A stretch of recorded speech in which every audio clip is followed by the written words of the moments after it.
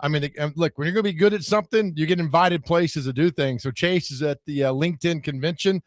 I think it's being held in Hartselle, Alabama. So Chase is down there today. In studio with me is the illustrious Dr. Crane. Behind the glass is the hardest working man in show business, Mr. Speaker Connor Newt.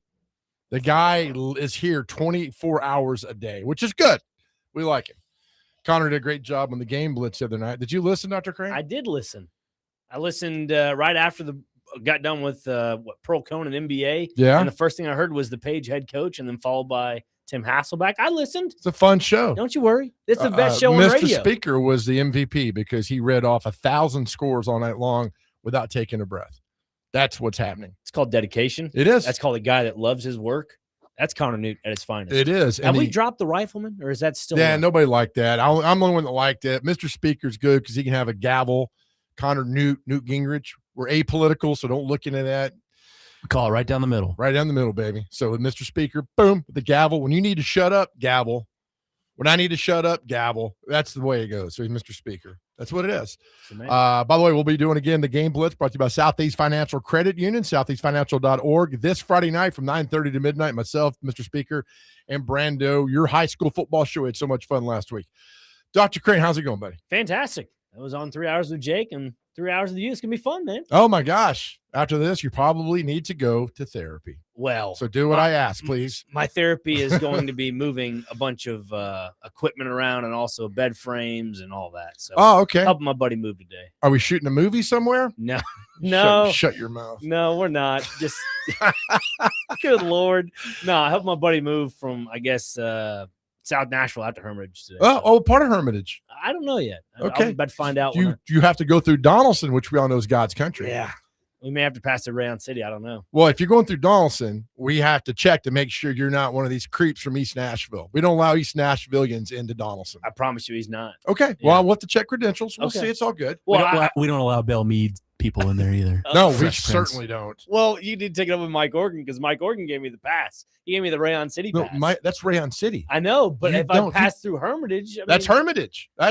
We got a river separating Donaldson and Hermitage. What about Old Hickory? Old Hickory's part of Rayon. There's like 19 Old Hickories in this area. Okay. There's one by the Hermitage. There's one in Mount Juliet. There's one in by Gladeville. There's a bunch of them. Old Hickory Hermitage area. Is that you can stay over there, but there's a river that separates. All right. And if you try to cross that river, we have guards in Donaldson who are going to shove you back across the river. Well, if you don't have proper clearance. I have proper clearance. I have a convoy of a family that lives out towards that Old Hickory area. So. We'll get off at exit 199. My man Guido will take you through the underground tunnel. He'll get you to Rayon City. Oh, okay. Tell us more about the underground tunnel so I can send my sentries out. Not me. Anywho. I got my guy Johnny. He's got me. Okay. That's my convoy. All right, just making sure if you go through Donaldson. By the way, my rant last week was about the red light at McGavick Pike and Two Rivers. It's holding an average of 54 seconds. Today, they had a traffic light crew with the box open looking at whatever. I don't know what they're doing, but I said, please lower it from 54 seconds to about 20. They're raising it to 2 minutes and 54 seconds. And they looked at me like, here is a psychotic guy in a car driving by yelling at us. Probably didn't hear a word we said. But we got to get that red light on McGavick Pike and Two Rivers Parkway down from 54 seconds. Let's do 54 seconds of dead air. You ready? See how long? See, now you know my frustration. Can we have like a moment of silence? No, we can't. Just say it's a moment of silence, and then you have 54 seconds. We could do that. And they're like, oh, what's the moment of silence for? Well, Joe hates this red light in Donaldson. He'd like for it to blow up. And that the people, well, you got a really weird show. I'm like, it is a very weird show that happens. All right, let's talk football. Vanderbilt named a starting quarterback, and I lost money on this. Did you? I thought for sure it'd be Jared Curtis because of the first two games they're playing versus, don't hate me, Austin Peay, but Austin Peay in Delaware. Right. I mean, it's at home. But don't get it twisted, though, Joe. Even though Blaze Berlowitz will be named the starter, it doesn't mean there isn't the opportunity for a guy like Jared Curtis to play the second half. Because, again, no discredit to Austin Peay or Delaware, because we saw last year with MTSU when they opened up their season with Austin Peay. Did we ever? Austin Peay showed up and showed out in the borough. Yep. So I'm not saying they're no slouch, but if Blaze Berlowitz understands his offense better than Jared Curtis, by all means, let Berlowitz take the helm. I do. And I thought, and by Pete Thamel broke that story, which I think is brilliant, because if like you break that story, no offense, it's like, okay, we need to get secondary information. So now Pete Thamel puts it out. So Vanderbilt now is talked about across the country. It's very smart. It's like when the news breaks on the Titans. Very rarely do Titans reporters here break the news, if ever. It's national guys. And I understand it because it's on the national platform. I understand all that. It took me a long time to accept that, but I find it, when Fisher was there, it was the thing between Fisher and Floyd and Fisher and Mike Reinfeldt. Fisher had Chris Mortensen. They had other guys that broke stories. Just a really weird dynamic. But anyway, I'm proud of Clark Lee because I thought they would say, look, we're paying this guy a lot of money, Clark. He's got to start. And he's like, no, I'm doing what's best for my football team. God bless Clark Lee. I mean, I mentioned this with Jake. Clark Lee, there's a reason why he was SEC Coach of the Year. Why is that? He makes calculated, not risk, but calculated moves. Like I've never played chess, but that's what chess is. They're calculated moves. So for a guy like Clark Lee to say, hey, even though he's getting paid $2+ million in NIL value for Jared Curtis, right? That doesn't mean he is held to a different standard.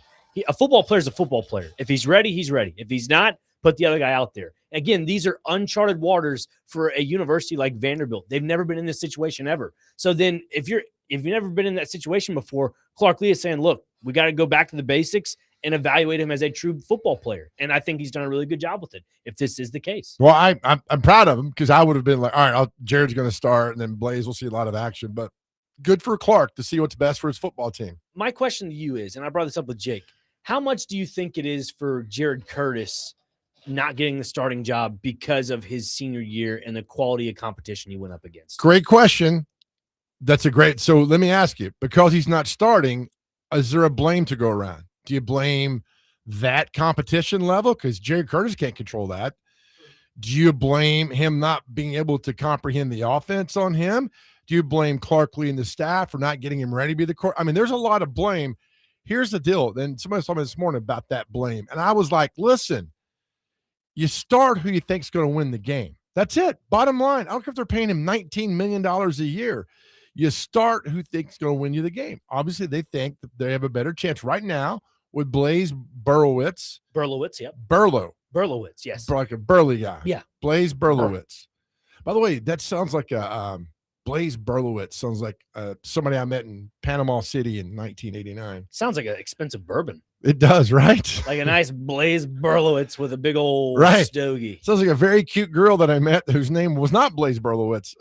Anywho, moving on. But I'd like the fact now. So I don't know if there's blame here. I just know they like Blaze. Let him start and go and see what happens. It just like going back and looking at his senior year at Nashville Christian, the closest game, and I brought this up as well, was against Ensworth in week 2, 42-41. Early on in the season, trying to understand your offense, trying to understand your plays around it. I get all that. Following that, 45-13, 58-0, 71-6, 53-0. The next closest game was Tyner Academy, 49-42. 70-0, 65-12. The list goes on and on and on. I'm with you. Of a big margin of victory. My question is, and like I've already alluded to, is how much of that was he was just better than all the other kids? It's like that 6'5", 220-pound kid that's in the 8th grade that goes up against kids like my size, 5'4", 165, and he's just pushing them down. Are you 165? No, I used to be. How tall are we? 5'5". You're 5'5". Yeah, 5'5", 170. That's not bad. A little bowling ball. 175. A little bowling ball. A little I like that. I got to get down to 155. That is the ultimate one. So you're about as big as Miley Cyrus, 5'5".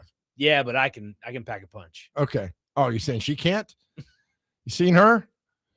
Funny. She pop a cigarette. Next thing you know, you're on your bottom. That's true. The cool thing about Miley Cyrus and myself is when I was in high school, the soccer team gave me the nickname Wrecking Ball. I was like, I didn't like that. Yes. Because like when I came from football on Friday nights, right. I was playing left back, and then I was like going into every tackle, just shoulder bumping everybody. And they went flying like 2 to 3 yards. Oh, that's awesome. And I'm like, let's not use Wrecking Ball. And they go, how about Meatball? I was like, all right, I can dig with that. Okay, Meatball's good, but Wrecking Ball's even better. Yeah. I like that. Coach Abel didn't drop it. Look, I'm with you. There's a talent discrepancy that goes on.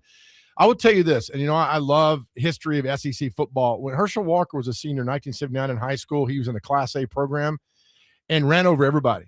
And that was the question, was like, can he do this at the next level? And Vince Dooley didn't want to start Herschel Walker because he's a freshman, was afraid about that. It just depends. And Herschel Walker ended up being one of the best running backs ever. it just depends on how, when you get to the next level, are you prepared or not? Or maybe right now, Jared Curtis is not prepared. It's no indictment on him. Hell, I'd want a quarterback to beat him out. That's great. So we'll see. Their first game is in 2 weeks. Austin Peay plays Thursday night, by the way. They do. You're right. That's the FCS opener of the college football season. I love it. And look, and we got people here saying, like, don't sleep on Austin Peay. We're not.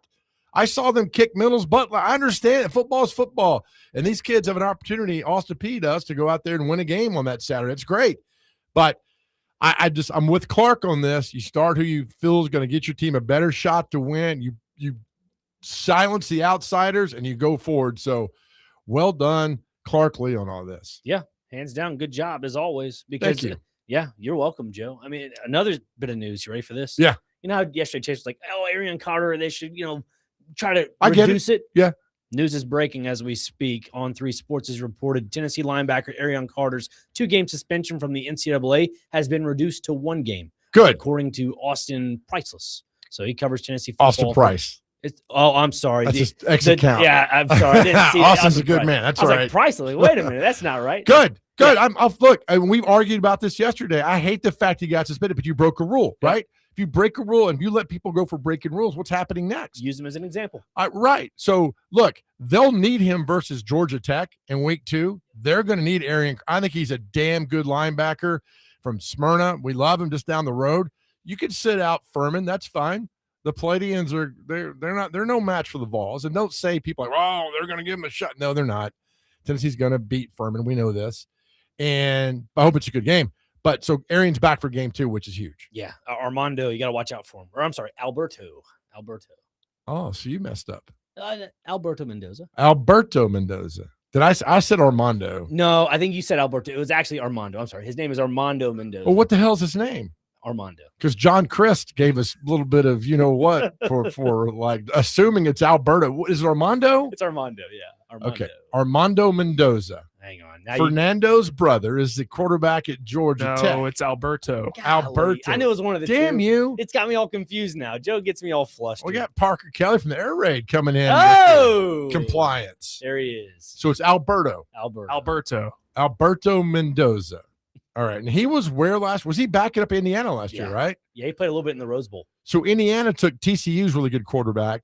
Yep. Right. And so Alberto left and went to Georgia Tech. Correct. Would you not want so Signetti didn't believe in Mendoza's younger brother? Well, I think it's more of you don't want to back up your older brother and then come in and be the face of the team and you don't. No, I think had they paid him, they'd have let him stay. Signetti's like, all right, and gone. I don't know. I feel like he's just obviously we all know he's not as good as his older brother probably. That TCU quarterback's pretty dang good. Yeah. I forget his name. Same here. Yeah.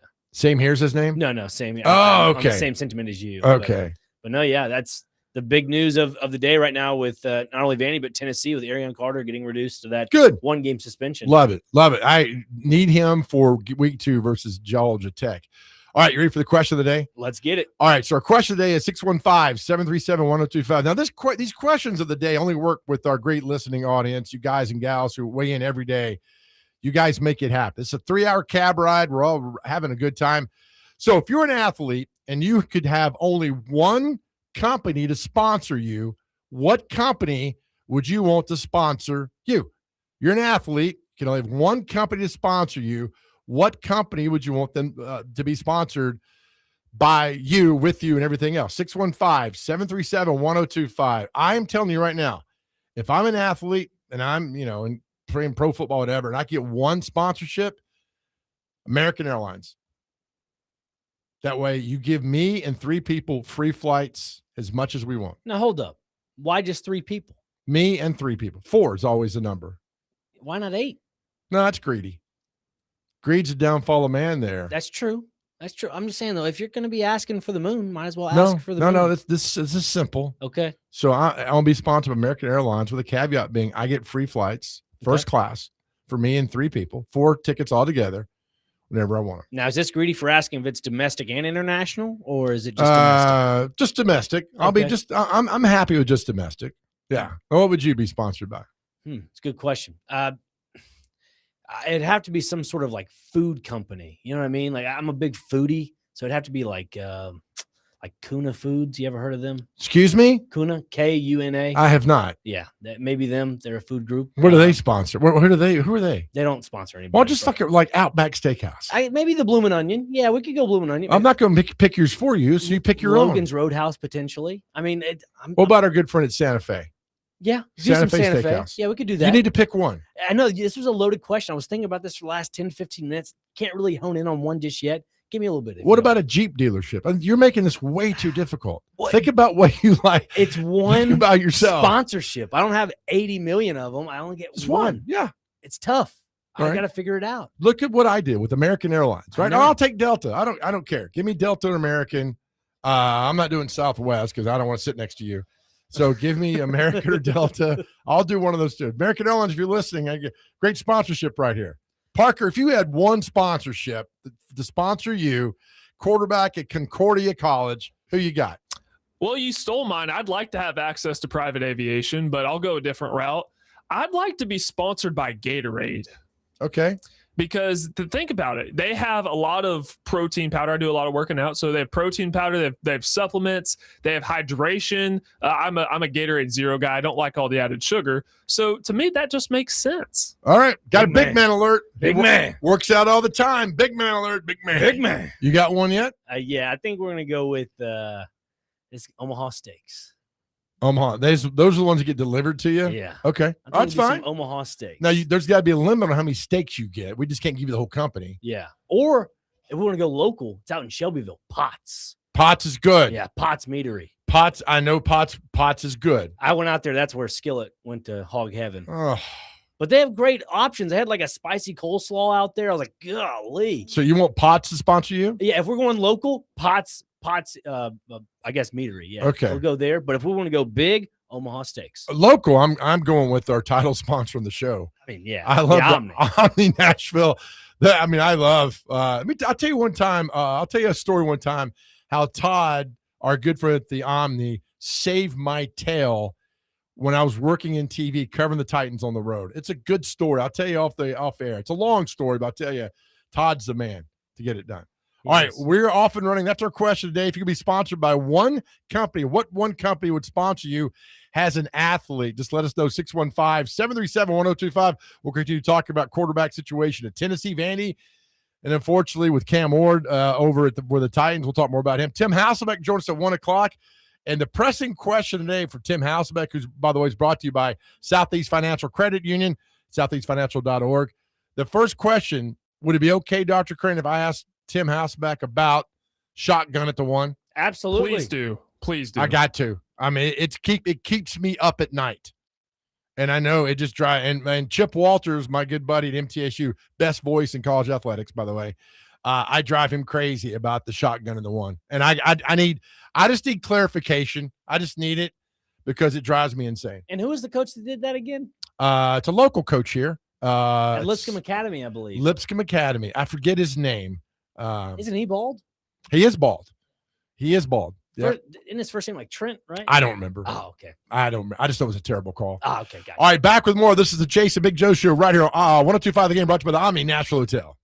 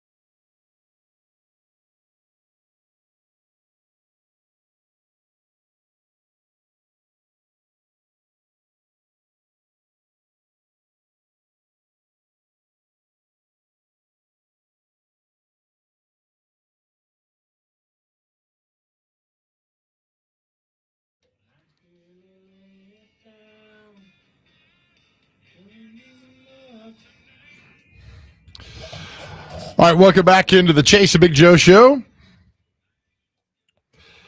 Tim Hasselbeck at 1 o'clock today, brought to you by Southeast Financial Credit Union. Looking forward to talking to the coach at 1.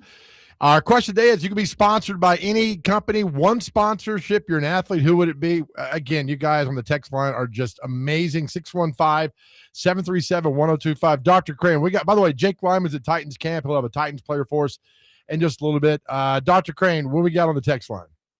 Looking right now, let's see. 0667. My goodness, over here. Words are hard, like Connor says. The Jordan brand. Get all the top line gear every single fall, winter, spring, summer, whatever. We're not being greedy. Keep going. Well, that's what it says here. Okay. Sorry. Also, 0667 says Donaldson may be God's country, but McEwen is heaven on earth. That's not a sponsorship. No, I'm just saying to your point earlier about the traffic light. Okay. Okay. All right. Continuing. Sorry about that. Let's see here. We are going down the list. There's a lot of them, so I'm trying to really skip through them all. Let's see here. Matthew in Nashville says, Good radio here. well, I'm trying to look through them all. There's just so Really many. good, really good. You're great, Joe. Thanks, man. Talking about the Arian Carter suspension.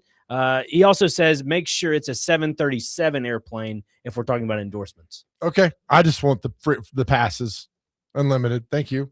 So here's the thing. If you Read the text line. Okay. I'm trying to help you out here with, man. Sponsored by Tony from Murfreesboro. They'll be sponsored by Krispy Kreme. Clay would like that. Where are you seeing this at? On the text line, 3569, Marriott rates, Ritz-Carlton, JW, free room anywhere won't, suite level or better, 50 nights a year. My bad. I had to hit the refresh button. Good Lord, I was man. like, where are you getting 3569 is good. That's a good one. I would go the Omni Nashville Hotel to be sponsored by the Omni. Yep. But go ahead. The pay. Yeah. Is that right? The paste? Yeah. I mean, it solves. Is that a real paste? I think so. It is. Okay. Well, just the Bordeaux paste, I guess. It's for itch relief, cream, all that. Yeah. So, For, if you have poison ivy, maybe.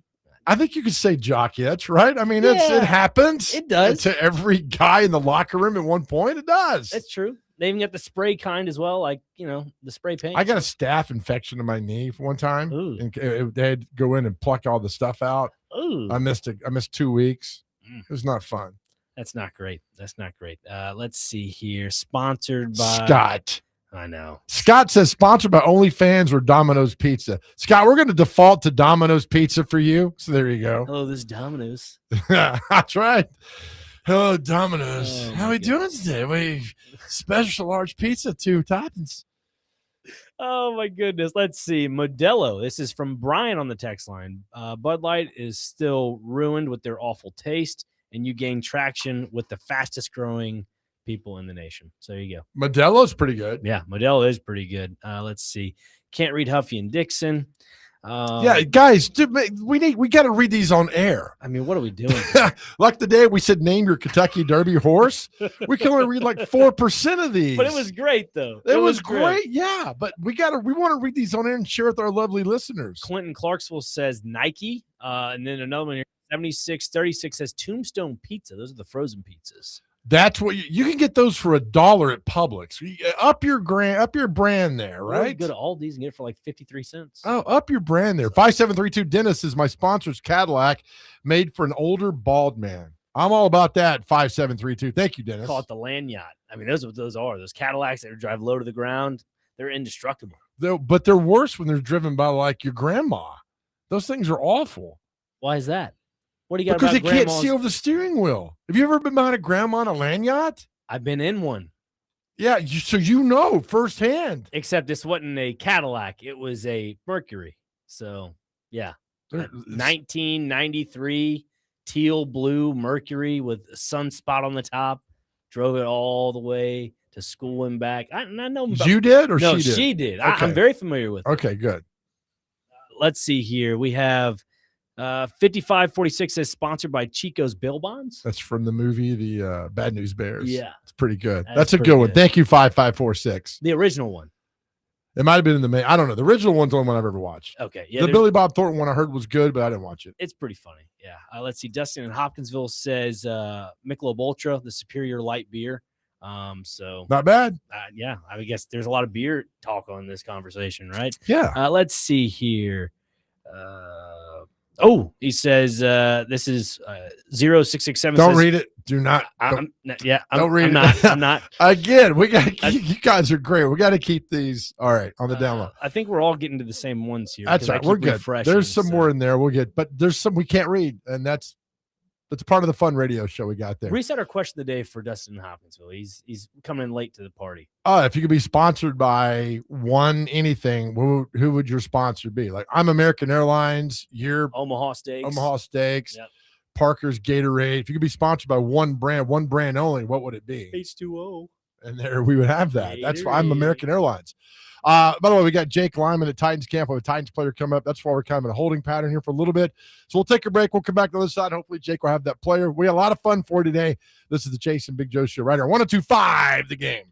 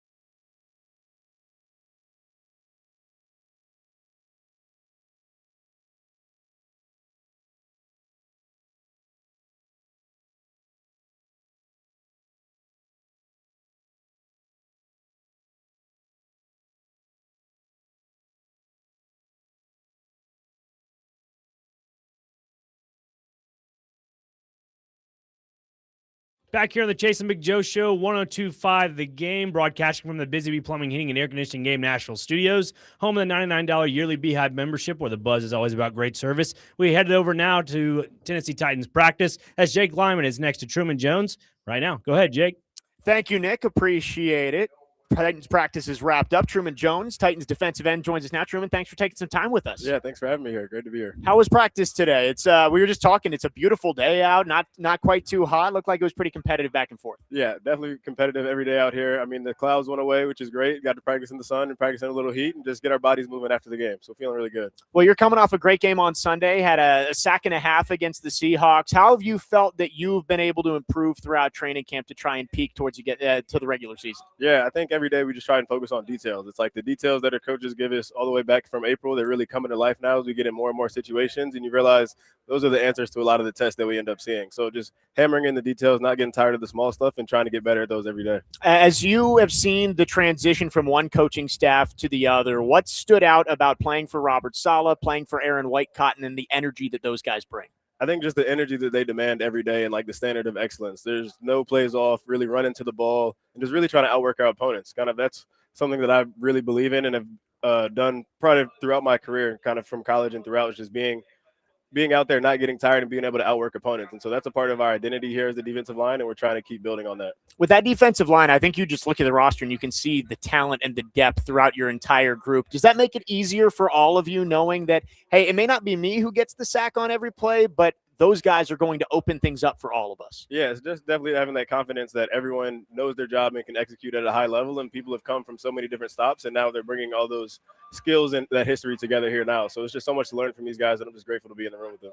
As you guys go through training camp, I know it's a long process. You're out here a lot. You got joint practice, you got preseason. What's the mentality as you get towards the end here? Can you kind of see the light at the end of the tunnel of, all right, we're almost ready to play actual football in a couple of weeks? You can see the light at the end of the tunnel, but for us, it's always a matter of we have so much more that we want to accomplish for ourselves. We want to get so much better before this first game because our standard is so high. And so, yes, there's a light at the end of the tunnel, but it's still so much work that has to happen until we get to that point. I wanted to ask you personally, you played at Harvard. I remember we had Alec up here a couple of weeks ago, and we asked him about how difficult it is playing at Stanford and still playing college football. For you at Harvard in the Ivy League, what was that like trying to balance all the responsibilities that you had? Yeah, it was a challenge for sure. I think just being at a place that holds such of those things and such high standards, you know, your athletics and your academics, and there was really, let's just say, no slack on either one of them. You know, if you have homework due on Friday night and you're traveling for a game, they say, well, turn it in Thursday. And that's just the standard that you're held to. And I feel like for me, it was a great opportunity to just try and maximize both of those opportunities. And I felt like I was around people who made me better the entire time. What was it like playing Ivy League football? Because I feel like the rivalries in the Ivy League, it just runs so much deeper than a lot of other places. And we maybe don't talk about it enough. Yeah, the rivalries are serious. I was just talking to somebody about it in the locker room. But the Harvard-Yale game is just the most insane atmosphere I've ever been in, especially at Harvard Stadium my senior year. Like our stadium goes into a horseshoe. And so at one point in the closed end of the horseshoe, I remember being in the middle of the field and I couldn't hear the person that was talking next to me. And so that was the loudest game I've ever played in. And I mean, the fans really show up for that when they party all day. It's not as fun for us because we don't get to party at night because everybody's so tired from being at the game and stuff, but it's a great atmosphere. I know you also played lacrosse growing up. Why was that something that you were drawn to in high school and beyond?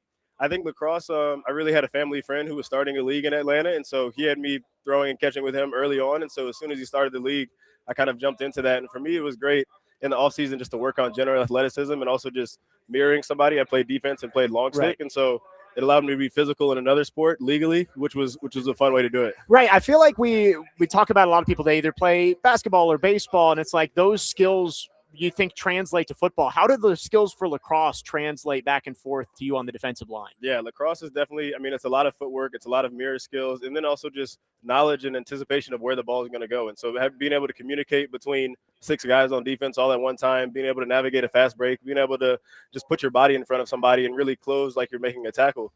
It's like those skills have really translated. And I think I also just got faster and was running around a lot at the time too. Well, we're talking with Titans defensive end Truman.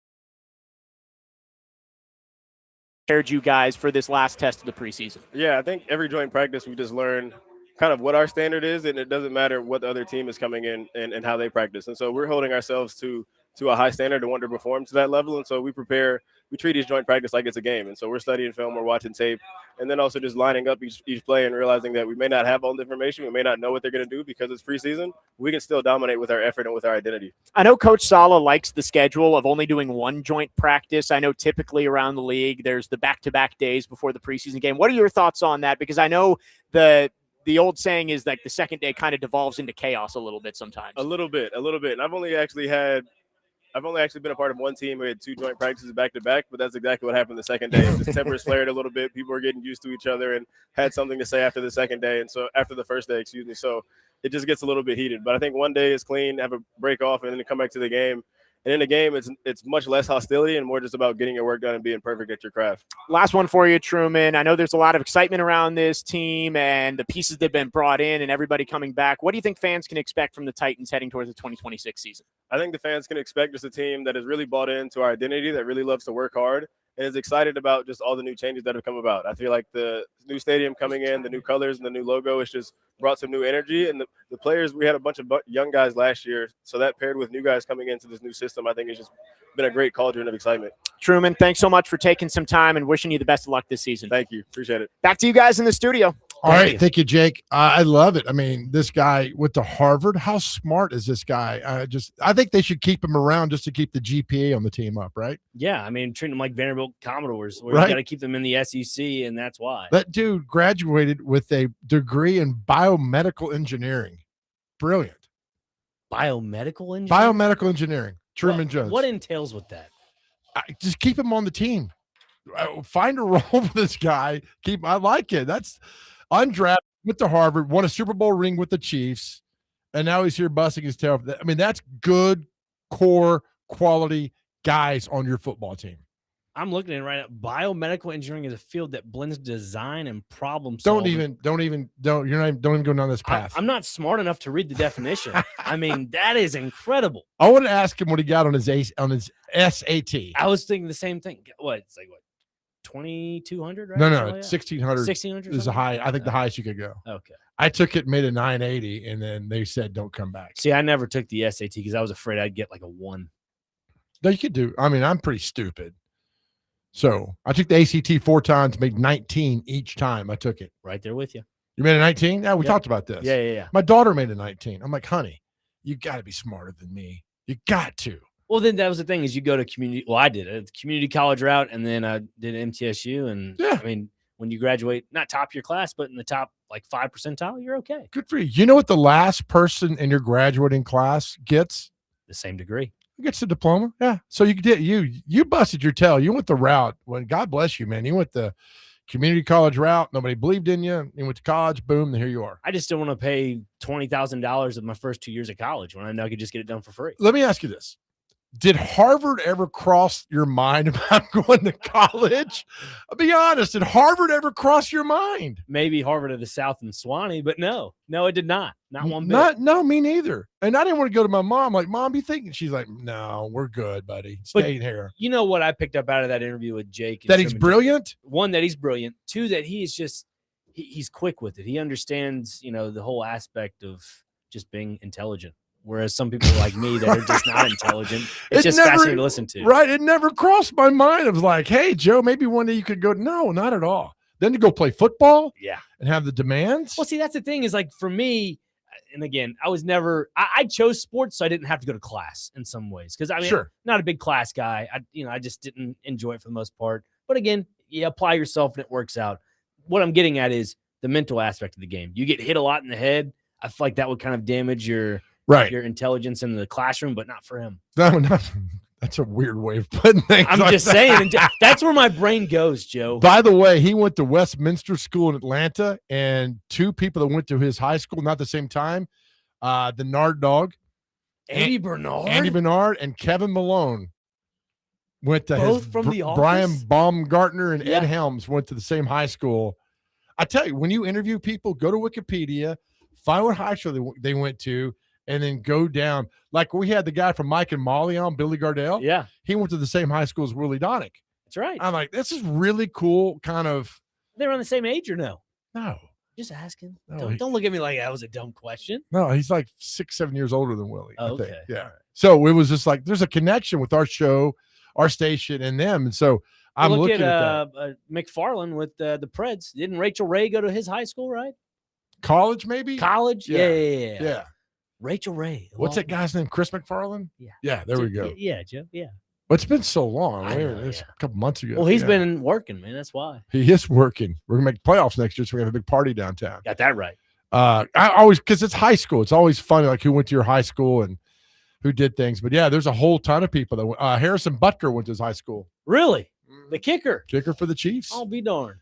And there was one more in there that was like, oh, this is kind of cool. Yeah. So you look at people. That's always like the question about high school and where you see notable alums from that school. There's a few on there. Let's see. Doing okay today? Mm-hmm. Great. Mm-hmm. Good. Hannah Storm. Oh, ESPN anchor. ESPN. Brian Baumgartner, Ed Helms, Brooke Baldwin, the CNN anchor. Yep. Who else here? That went anyway. There's a ton of people that went there to that school. Carter Hawkins, he's the general manager for the Cubs. Okay. Harrison Butker. There's a lot of good things there. Wow. Yeah, there's a laundry list of alumni. And the movie The Blind Side was filmed on his campus. That is correct. See, we're more than just a dumb sports talk show. We bring a lot of value, if that's what you want to call it. Wonderful knowledge to the show. Knowledge that you didn't know about until listening. That's right. Tim Hasselbeck at 1 o'clock. We come back. The Big Ten has showed us they've got stones, and now the SEC needs to follow. They put their steel toe boot down. They need to, and SEC, if you don't know what we're talking about, we're going to tell we come back. SEC needs to follow this, and nobody's right or wrong here. Just do the correct thing. Who cares who's first? Just do it. We'll tell you what the Big Ten has done, which I absolutely love, and I think you will too. We'll back with more right here on the Chase and Big Joe Show, 102.5 The Game.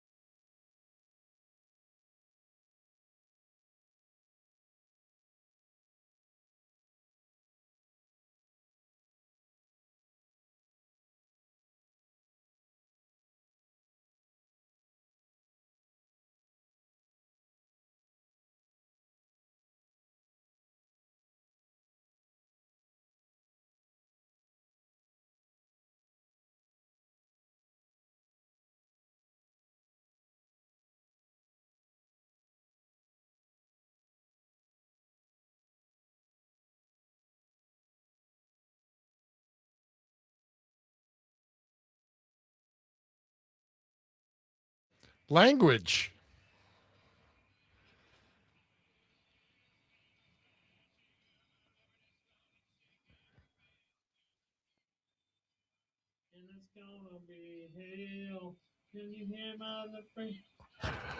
All right, welcome back to the Chase and Big Joe Show, right here 102.5 The Game. Thank you, Jake Lyman. Very cool interview with Truman Jones. I'm rooting for that dude, man. He's like a very good dude, and I like that. Mark from Clarksville says, I want to tell you guys, I go to TSU for civil engineering, and I'm pretty sure I'm going to secure a site visit to the new Nissan Stadium for the students here. Thought that was cool. Heck yeah, man. Anytime you can get students out of the classroom to see something tangible like that in a field you are in, well done, Mark from Clarksville. Well done. More knowledge learned. You're gaining opportunities. You're not losing anything. So, yeah, congrats. Yeah, that's great. When I was an intern in college and landed at Channel 2 for an internship, I was like, this is fantastic. It's like the same thing. I was learning, but I'm like, all right, here's why I'm learning. This is tangible things I could take forward. Yeah.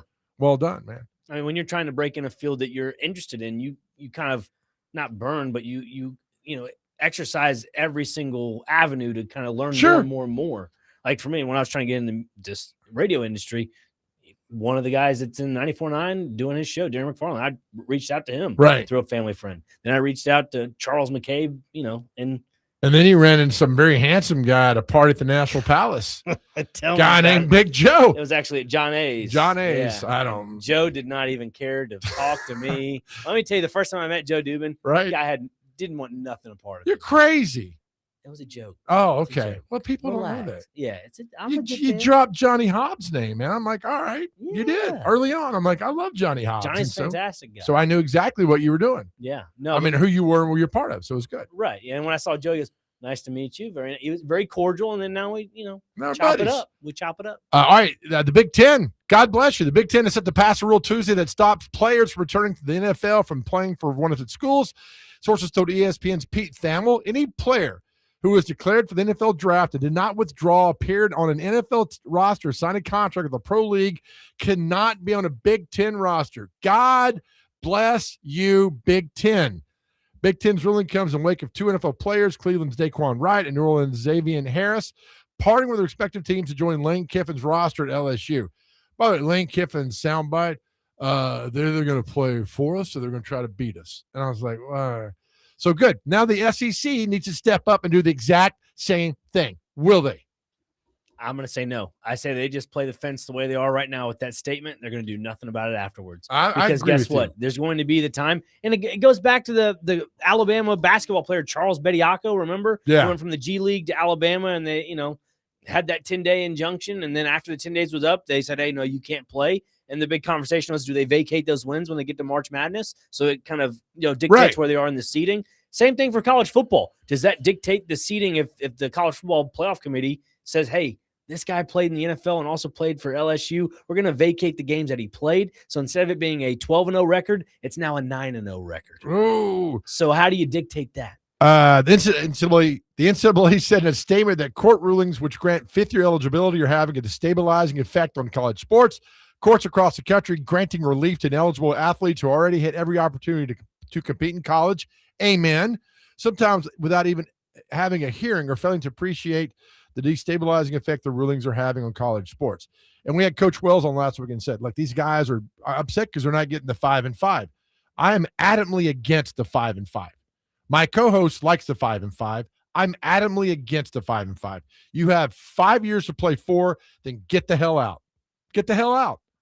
It's done, right? Am I old school at this? You're damn right I am, because it's going to be a 6-year one day because a judge is going to allow it, then on and on. Stop it.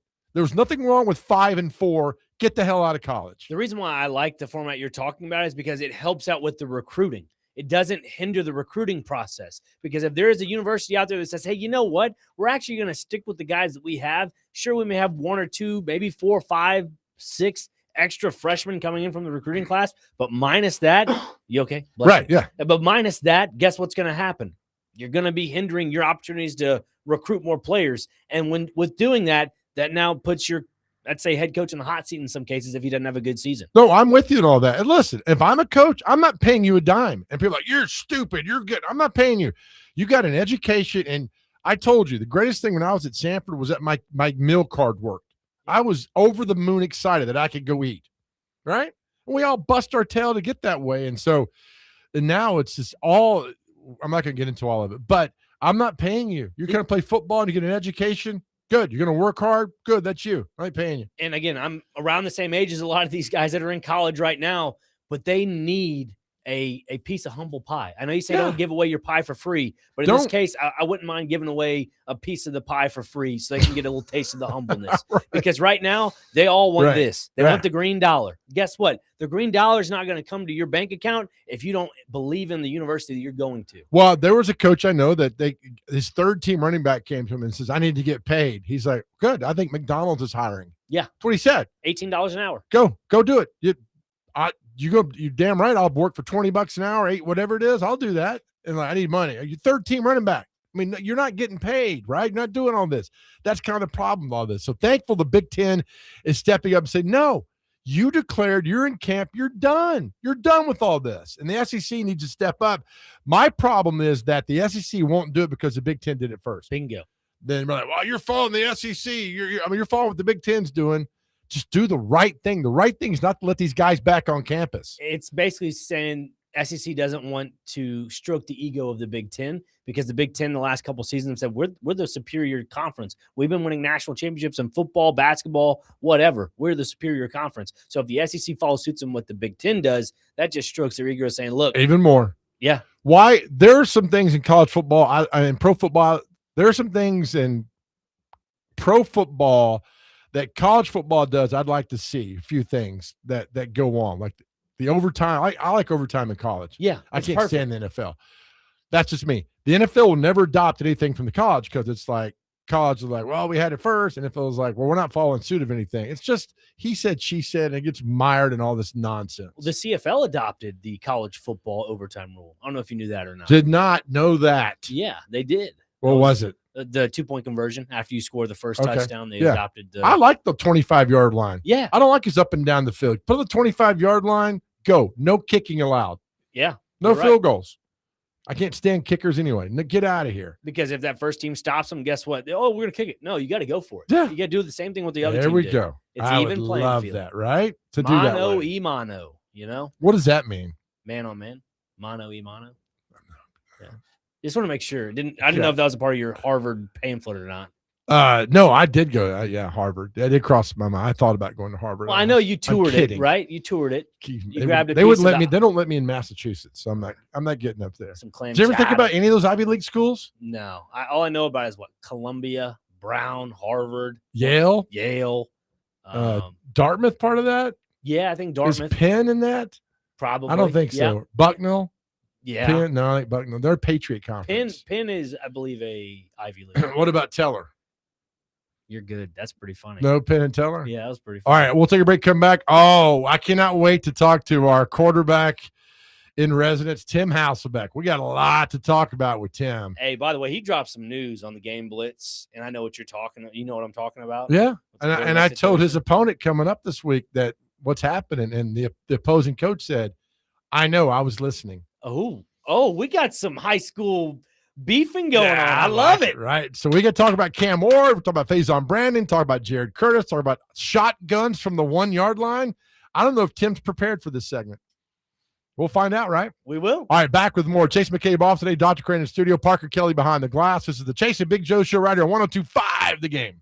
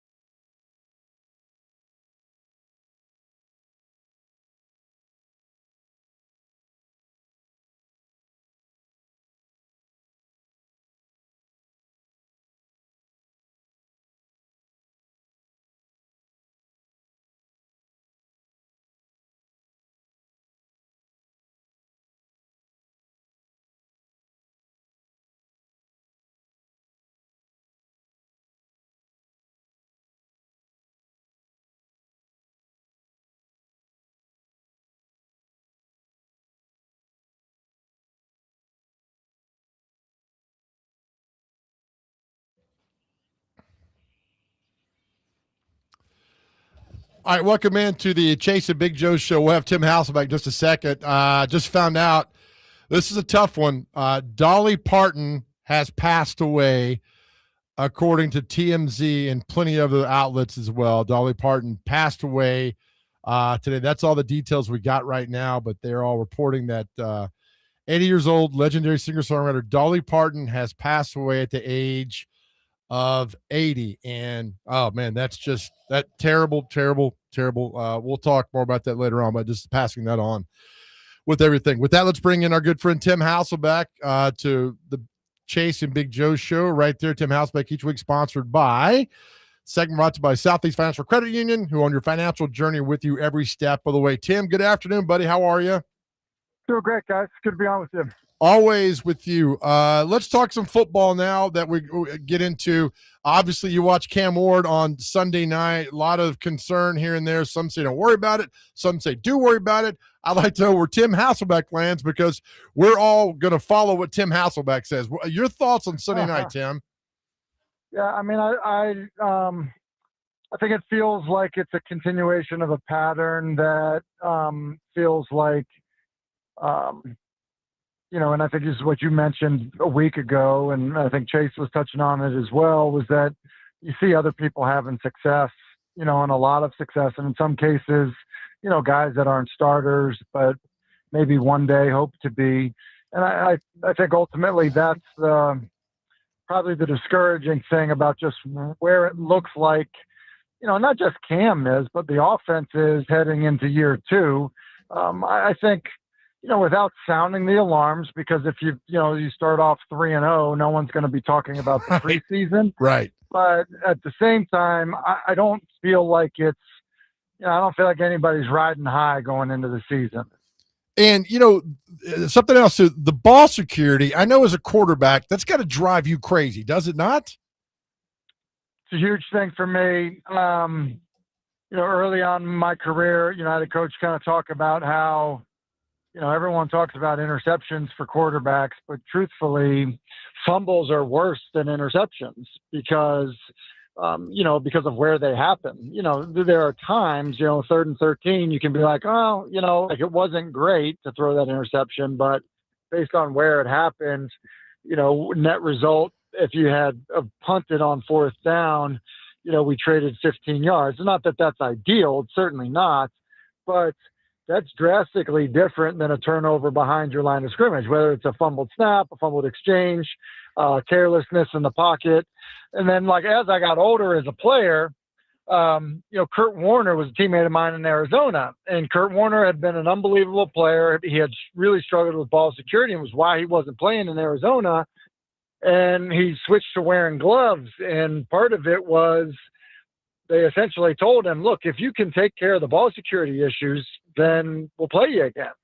And that was an effort to be better with the ball. He did that and, ultimately led the Cardinals back to a Super Bowl, probably helped lead his career to the Hall of Fame. And it's critical. So I do think, and it's a little bit what I was talking to you guys about last week in terms of Cam's mechanics, I do think that there is I don't want to say carelessness because I think that it's just kind of been an allowed coached thing because of his ability as a thrower. But I think there's been a sloppiness with ball security that I would be nervous about. I would just be nervous about how it's gone in terms of one hand off the ball, separating the ball, lowering the ball, and doing all of those things in traffic. I was wrecking my brain because Chase asked me if there's a drill for that for quarterbacks, and I can't remember one. Do you have a drill for quarterbacks not to drop the ball? Well, in terms of not dropping the ball, yeah, there are all kinds of things that you can do in terms of not dropping the ball. In terms of, if you're saying your throwing motion to shorten it, if you're asking that, yeah, and a lot of it is, just kind of slowly creating the muscle memory of not dropping it. So it takes time, but there's no question that people have shortened, elongated throwing motions, right? Like Josh Allen would be the most recent example of an elongated throwing motion for a big kind of long levered guy who has shortened it. But then if you're talking about, Whether it's patting the football before you throw it, whether it's dropping the football, just, it's like when you take off to run, taking your left hand off the ball and dropping the football. There are all kinds of things you can do. The most simple one is your right-handed thrower. A lot of people, like, you're grabbing the football, like in your brain even, you're grabbing the football with your right hand. If you grab the football with your left hand, you essentially carry the football with your left hand, and you don't grab it with your right hand until you go to throw it. Like, if you just kind of start that routine and practice, that'll help you. Like, if you take off and run, you do things like that, that'll prevent you from separating your hand from the football and turning and run and, having it chopped out from behind or anything like that. So there are all kinds of things that you can do. And I think what happens is, you just look at, Mahomes or other quarterbacks that have been, amazing at creating offense. They kind of have gotten away from some, like, fundamentals of playing the quarterback position and keeping two hands on the football. And that's great, but that you gotta learn to walk before you can run. ESPN NFL analyst Tim Hasselbeck's on the line with us. Tim, kind of staying on the same side of the football there on the offense. Throughout the preseason, we've heard, a few good things from guys like Dan Moore Jr. and J.C. Latham, the two, anchors on the left and right tackle. Because of that, not hearing a lot from the offensive line, is that somewhat of a concern? And could that also contribute to maybe the lack of production from Cam Ward throughout the preseason? I don't know. I mean, I think generally speaking in preseason games, the O&D lines are, there should be no mismatches, right? There should, and I can't say that I've seen the Titans been like, man, like, Cam's just not been set up to be in a situation to have success. And I think you got to really look at the quarterback position first before you start to blame it on other things. Like, Cleveland would be a great example of that. Like kind of look at the quarterback situation there and go, like, was it Deshaun, or is it, the guys in front of him not playing great? And truthfully, like, it's just like, no, just make the throw, and so I don't know that. I'm not saying that it's been perfect, and it's never going to be perfect pocket or anything like that. But if you're the number one overall pick and you're playing in preseason games, even if you're playing in preseason games with not the 5 that you're going to have during the year, but you're also not playing against, the elite of the elite in terms of what you're going to face from a D-line perspective during the season, I would expect the quarterback to be able to play on time, manage the pocket, to essentially be an eraser for anything that's not perfect. Like, that's the quarterback's job. And not to say that, like, there isn't responsibility for the O-line. There most certainly is. But, like, Peyton Manning wasn't sacked a lot, and it wasn't because his O-line was better than everyone else's. It was because he could play on time. He could anticipate. He could move in the pocket. He, could make throws when, there were people around him. Those things are still required of somebody that's going to be an elite quarterback. Yeah, that was a conversation Joe and I kind of had yesterday reacting to, Cam Ward's performance Sunday, was that we feel like probably his internal clock in his head of being in the pocket, like, here comes the pressure, 1 Mississippi, 2, stick with your first read and not going through all your read progressions. I think it's important to kind of to get through it all before you escape out and run. One of the biggest things, I think that, and I would say this is the case for any level of quarterback, okay? If a quarterback looks, kind of like looks at the primary read, maybe even gets to the second, if the next reaction is escape outside to your throwing hand, that's a horrible sign. If your next reaction after that is escape outside to your throwing hand or escape outside the pocket deep away from your throwing hand, that's almost as bad.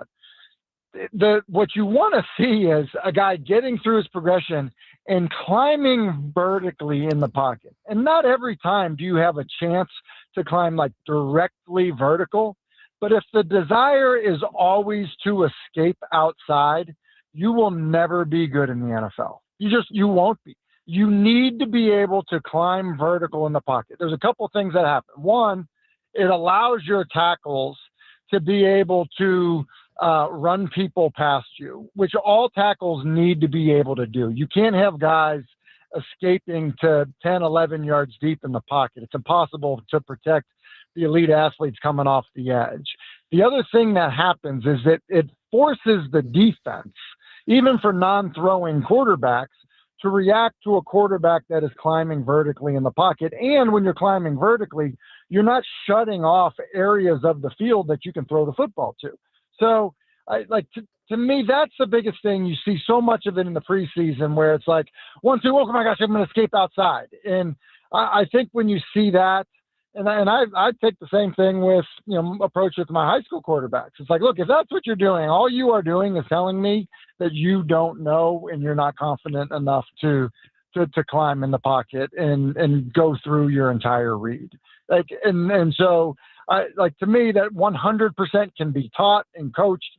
And if guys aren't doing it, I think it's bad on a lot of levels. Tim, one more for me before I toss it over to Joe. After Sunday's game, Robert Saleh spoke to the media and was asked about wide receiver Carnell Tate. And he mentions, Titans are not scheming to get Carnell Tate open. So they're just staying very vanilla, which is, very low motion and moving around for Carnell Tate. For a first-round draft pick and their first pick in this past year's draft, to me, why even play him throughout the preseason if you're not trying to scheme him to get open? Because that's just it's hindering the chemistry a little bit, wouldn't you say? Well, no, because I think you're running your base stuff, right? And so I think you're running your base stuff in a lot of the maybe nuanced specialty stuff that you will do that incorporate his skill set during the year is going to be built off of your base stuff. So before you want to build your whole offense around a guy, you want to make sure that he understands kind of the nuts and bolts of what you're doing. And then on top of that, he's not the only player that you're evaluating in terms of what he can and can't do. Maybe you start to uncover what other guys are able to do and how you would use them. So that's not unusual to not be scheming for players in the preseason. I think that's typically a good idea. We're talking to Tim Hasselbeck on the Chase and Big Joe Show. Tim Hasselbeck segment sponsored by Southeast Financial Credit Union, who on your financial journey with you every step of the way. Check out all they can do for you at southeastfinancial.org. Tim, what I hate what Cam Ward does, it drives me crazy. I hate that he drops out of the pocket, keeps backpedaling. As a lineman, I'm taught to turn those guys outside if they're rushing me. The quarterback steps up. He doesn't do that, and it drives me crazy. Why does he not step up in the pocket? Well, I think it's probably not being enforced, right? Like when I played with Donovan McNabb in Philadelphia, he would do that. They had to coach it out of him, and they coached it out of him. And I think Trey Thomas was his left tackle at the time, and all of a sudden it was like, okay, we can be friends again. So I mean, you're exactly right about that. Now, listen, it's not like there haven't been some guys that have had success with it. Drew Brees, in many respects, like he would retreat at times. Now, he also would climb. And so I think it made him unpredictable in terms of where you could find him in the pocket. That's where I think that it gets a little bit dangerous, in terms of if it just feels like there is a predictable or habitual retreat in the pocket. And so now you're extremely deep. You're going to get hit a lot. You're going to get sacked a lot. You're going to have a lot of negative plays. And quite frankly, you're going to have ball security issues with those things happening in the pocket. Do you think he goes out and because he has no, protection, basically, he looks at the one read and says, all right, that guy's covered. I'm out. I'm going to do my own thing now, because I saw a lot of that towards the last part of last year. And I kind of understand that, but how do you coach that out of him? Is you've got to have a protective offensive line? Is it a work in progress? All these questions like we shouldn't have right now. Yeah, I feel like in preseason games, you should be like, hey, man, here's what I want you to do. I want you to get through the entire thing. I want you to get through the entire progression before we bail. Like, let's do that. Like, even in practice, let's do that. Because, I think giving too much freedom to creating for a guy that's struggling playing in structure, I think you're never going to get better playing in structure. And I think in order to be good consistently over a long period of time, you need to be able to play in structure. I mean, I think it's ultimately that simple. You don't want to take a guy's playmaking ability away. You certainly don't want to do that, okay? But a guy having playmaking ability that can't play in the structure of your offense, I think is going to be a short-lived and a very inconsistent era of quarterback play. And I don't think it's worth that kind of investment. Great on that. All right, we'll take a break. Come back with more Tim Hasselbeck on the other side, brought to you by Southeast Financial Credit Union. That's right here on 102.5 The Game.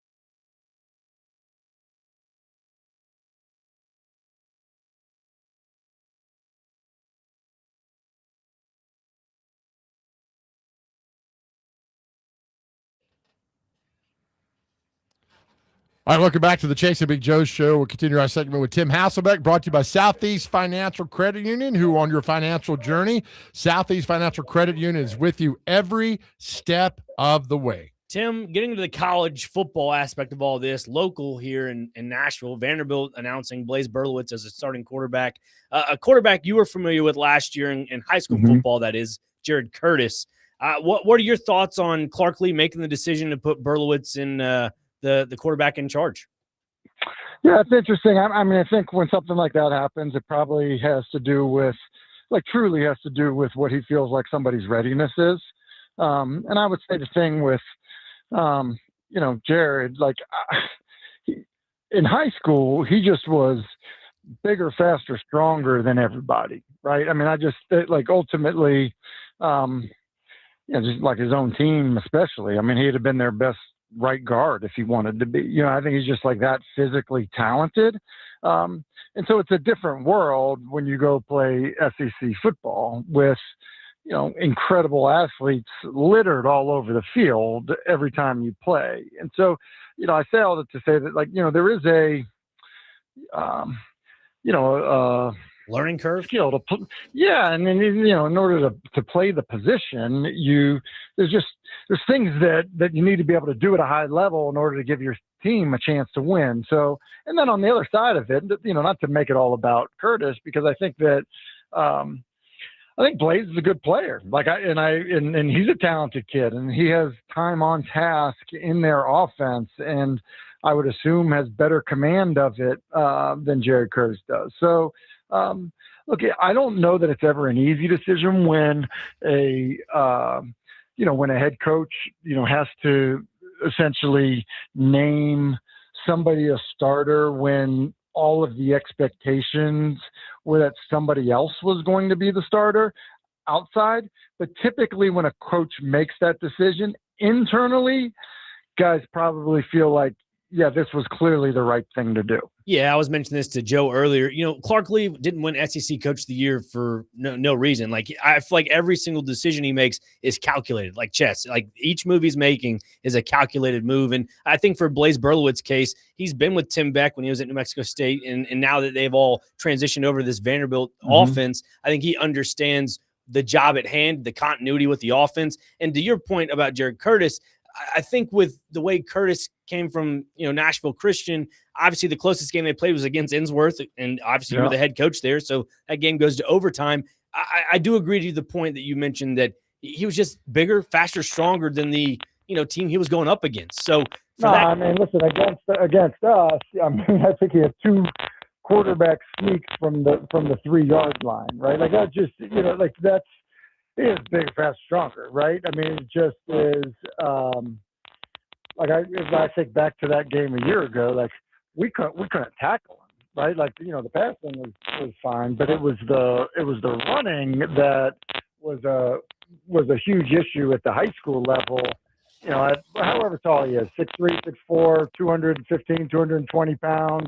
And then, the thing that I thought was incredibly impressive about him is that his his shake, his elusiveness for a guy that was, really a kid that was that size, right? That to me was what was so rare about him. We would have a free runner with a talented kid, pursuing him, and it wasn't like he had to break a tackle. He wouldn't have been down in one-hand touch, right? So that's where I think it ends up being different when you have elite pass rushers at the college level, linebackers that are longer and faster, safeties that can close and play differently. That just physically changes the game. Yeah, and also too, Tim, even if he would have been, going to Georgia, he's probably backing up Gunnar Stockton and getting paid the same amount of money. And for Vanderbilt, this is uncharted waters. This is something they've never been in a position to bring in a big starred quarterback and pay him that much money. So once again, another pat on the back to Clark Lee for making the right decision on paper. Yeah, and quite frankly, some of the quarterbacks don't always realize it, but sometimes the best thing is to not play. Some guys just they need it. There's benefit from it. Expectations for Vandy football are extremely high. Diego Pavia was incredibly productive and efficient. If they're not able to do that, there'll be a letdown, even though, the history of the program, whatever, there'll be a letdown, not exactly the same as it was last year. And so, I think ultimately, not having those battle scars isn't necessarily the worst thing in the world. It is. Tim, you said something that really struck a chord with me earlier. You said that your phone. Hey, Tim. What is this? Are you guys hearing this noise I'm hearing? We are. I think your phone's getting hacked. Hey, we're going to call you right back. How is that my phone? It's not like a chainsaw. What are we talking about? We're gonna call you right back in 1 second. All right, don't go anywhere. I got a question for you. So Parker's gonna re-effort getting Tim Hasselbeck on the phone with us. I think Tim was attending the Timber Games. Is that what that's It called? sounded like that. You get the big chainsaw. I got a few more questions for him that I think that he hit some really. I love talking to him. He's got some really good points, which we get into. And again, the other news today is Dolly Parton has passed away at 80 years old. All the TV stations are running with the news.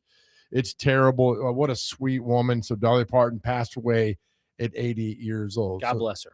Absolutely. We'll talk about that later on in the show today as well, too. So until we get Tim back on, a few more questions with that. Walt Wells, the coach of the Chase McJoe Show. Tim Hasselbeck, the quarterback coach, and also head coach of Innsbruck Tigers. We got Parker, we good?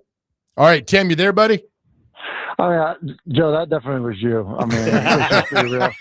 We thought you were at the Timber game. That's right. We're good now. You said something when talking about Jared Curtis. You said the team knows.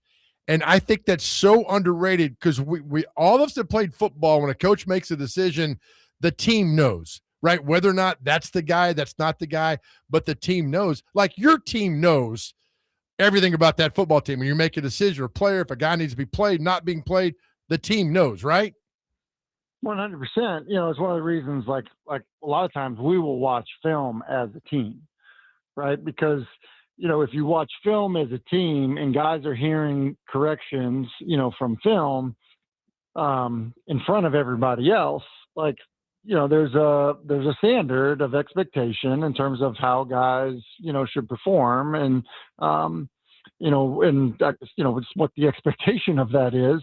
And so when you coach it in front of everybody, it's like, oh, okay. Like, man, he gets corrected a lot for making mental mistakes. Or I've heard that coaching point on that protection before. I'm not sure why he did that. Or I've talked, I've heard that coaching point on, how you, where you align versus, that formation, all of those different things. Right. And so, when somebody, it's like, well, why is Joey playing over Tommy? It's like, well, I mean, Tommy gets praised a lot in practice for doing the right thing and watching the film, and Joey, man, they seem like they always have to do, correct something on him. So to me, it's one of those things where it's like, you don't have people coming into the office being like, hey, why am I not playing? It's like, it's kind of obvious, right? It's yes. Just, you might have fans that are like, wait a second, why is he not playing? It's like, well, I mean, it's because you're not there hearing all the about the mistakes the guy's making. Exactly. Let's go to Knoxville. They're starting Faison Branding, a true freshman at quarterback. And look, you play the position at a high level. I mean, there's a lot of pressure. And so for Josh Heupel to trust his offense to a true freshman means that guy is pretty special, I would think. Yeah, I mean, he was, I think in terms of physical ability, it's rare to see high school quarterbacks come out. I mean, it's no different than Jared Curtis, to see high school quarterbacks that have the ability that he has. And, so that's going to be attractive. And then, just kind of speak candidly, if you look at how it typically goes in the SEC, there are guys that have proved that they can play at the FBS level that are the starters. This is a rare scenario. And I think, it kind of makes me think two things. One, I don't believe that Tennessee has kind of stocked the quarterback room probably how they should have, if I'm just being candid, in terms of investing in the position. And, because of that, they better be right about Faison. They better be right, because you could easily go to the FBS level, not necessarily make it a huge part of your salary cap or your, salary allotment, and go find a high-level starter to bring to Tennessee. Like that would easily be done. Like you can outbid a lot of schools. So the fact that they're going in with the stable of quarterbacks that they have, Right, either means that Heupel's a genius and he got it right, or they understocked the position. it'd be interesting to watch. All right, one more, and this happened Friday night, and I cannot wait. And Dr. Crane and I talked about this. I had a healthy debate on X all weekend about this call. Shotgun from the 1 yard line, Tim. You know how I feel about this. And one of your another high school team lost a game, shotgun at the half-yard line. I don't understand it, Tim. Am I old school? Do I need to get out of the way, I think? Because I don't like it when the ball is snapped and the quarterback hands off to running back at the 5-yard line. He's got no head of steam. He's met at the 2 and got nowhere to go. Am I wrong? Am I dying on the wrong hill here? Wait, so the score, did it work? It did not work. It never works. Ah, so then it did. So it wasn't a good idea. I'm going to hang up on you. It wasn't a good idea. It's not a good idea. Tell me why it's a good idea. I don't understand this. John Fox. I've talked to you guys about John Fox a few times. You know, he's one of the few people on the planet that have taken 2 NFL franchises to the Super Bowl, right? Did it with the Carolina Panthers and the Denver Broncos. An insanely successful defensive coach in the NFL for a long time. You know, I don't know that people necessarily view him that way, but like he's really, really good. And just one time I was sitting with him at ESPN. We worked together for a few years, and he essentially said what you're saying to me, which was, he's like, I will never understand it. He's like, look, I'm a defensive guy, but I would never understand it. And Jeff Saturday was there with us, you know, a longtime center for Peyton Manning in Indianapolis. And John Fox was like, I'll never understand it. Like, you're trying to get, in some cases, not even a yard, a half a yard, a foot, whatever. And you, exactly like you said, you bring it back 5 yards in order to move it forward. Right. And he's like, I'll never understand it. And the funniest thing is Jeff Saturday is laughing. He's like, you're telling me. He's like, I could get you a yard before the play ever even happened. You know what I mean? He just kind of slowly moves that thing forward without the officials really knowing it. Like, and so, yeah, I mean, be unlikely. Hey, listen, I appreciate you calling me after our big win Friday night, Joe. So, but like one of the things I could tell you, it could happen, but it probably will not be our first choice to be in shotgun if we get that scenario. Okay. Well, now it's a better explanation. I feel better. And the thing was, there was this all-day debate on social media, a healthy football, no name calling, just why and why not. And it was really refreshing because it was like all day long about this play that was called. And so I just wanted to I waited to really do anything till we got your opinion on this. I think, honestly, I'm just happy to hear that there was an X, Twitter, whatever, healthy debate. Yes. It was just healthy. There was no name calling. None. There was no insulting. It was just fruitful information, probably from everybody participating. It was good. Hey, man, we always appreciate you. Best of luck. By the way, I had Jeff Brothers on. You guys played Nashville Christian Friday night. Yeah. He was listening when you said that you have a new quarterback behind center. And so our show is all encompassing. Just letting you know that Jeff Brothers knows. Yeah, well, I mean, they have our game film from last week too, so everybody knows what we got going on. So no secrets. No more secrets, especially with the way these kids are posting on social media now. They might as well just put our playbook out there. Right, do that. All right, Coach. We hope to talk to you Friday night. Thank you as always, Tim. All right, see you, fellas. All right, that's Tim Hasselbeck, brought to you by Southeast Financial Credit. And hey, you remember your first car, your first auto loan? Those first set of keys means freedom, but if you can also be a young adult's first experience with borrowing and building credit. Southeast Financial Credit Union can help families with auto financing while encouraging responsible borrowing from the start. It's pretty simple. Visit southeastfinancial.org for more information. Southeastfinancial.org. Southeast Financial Credit Union, on your financial journey with you every step of the way. When we come back, it's all about Dolly Parton. Yep. Dolly Parton has passed away at the age of 80 years old. We want to hear from you. 615-737-1025.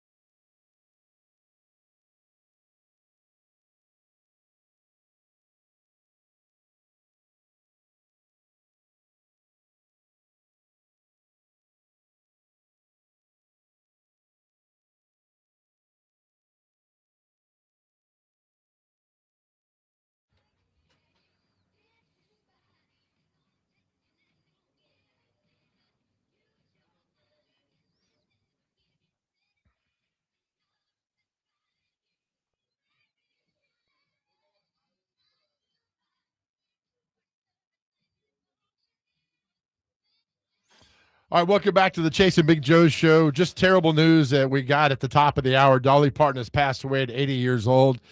I will say this. I think her greatest legacy for Dolly Parton, and there's a lot of things we can talk about, her imagination library. We got, and look, I don't care if you're a multimillionaire or you got no money like me. It doesn't, those books came every month, and I read those books to my kids non-stop. The Dolly Parton Imagination Library is one of the greatest things that's ever happened as far as literacy goes.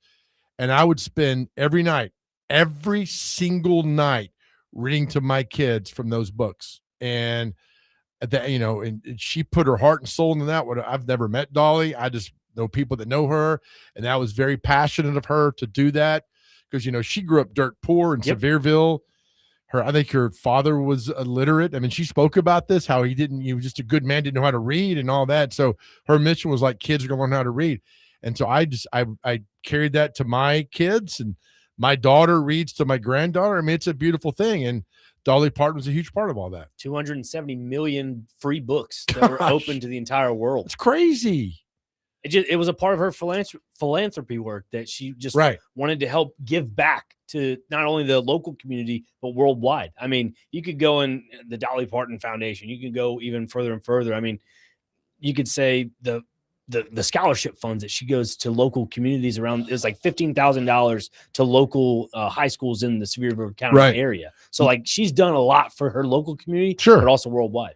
We'll take your thoughts on Dolly. 615-737-1025. Call or text. I mean, we love talking sports and life and fun, but I mean, this was, and I always said that on our Mount Rushmore, it's a great June topic on our four faces up there.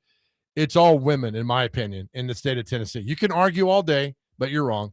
It's Dolly, it's Wilma Rudolph, it's Pat Summitt, and it's Tina Turner. I think those four women belong on our Mount Rushmore.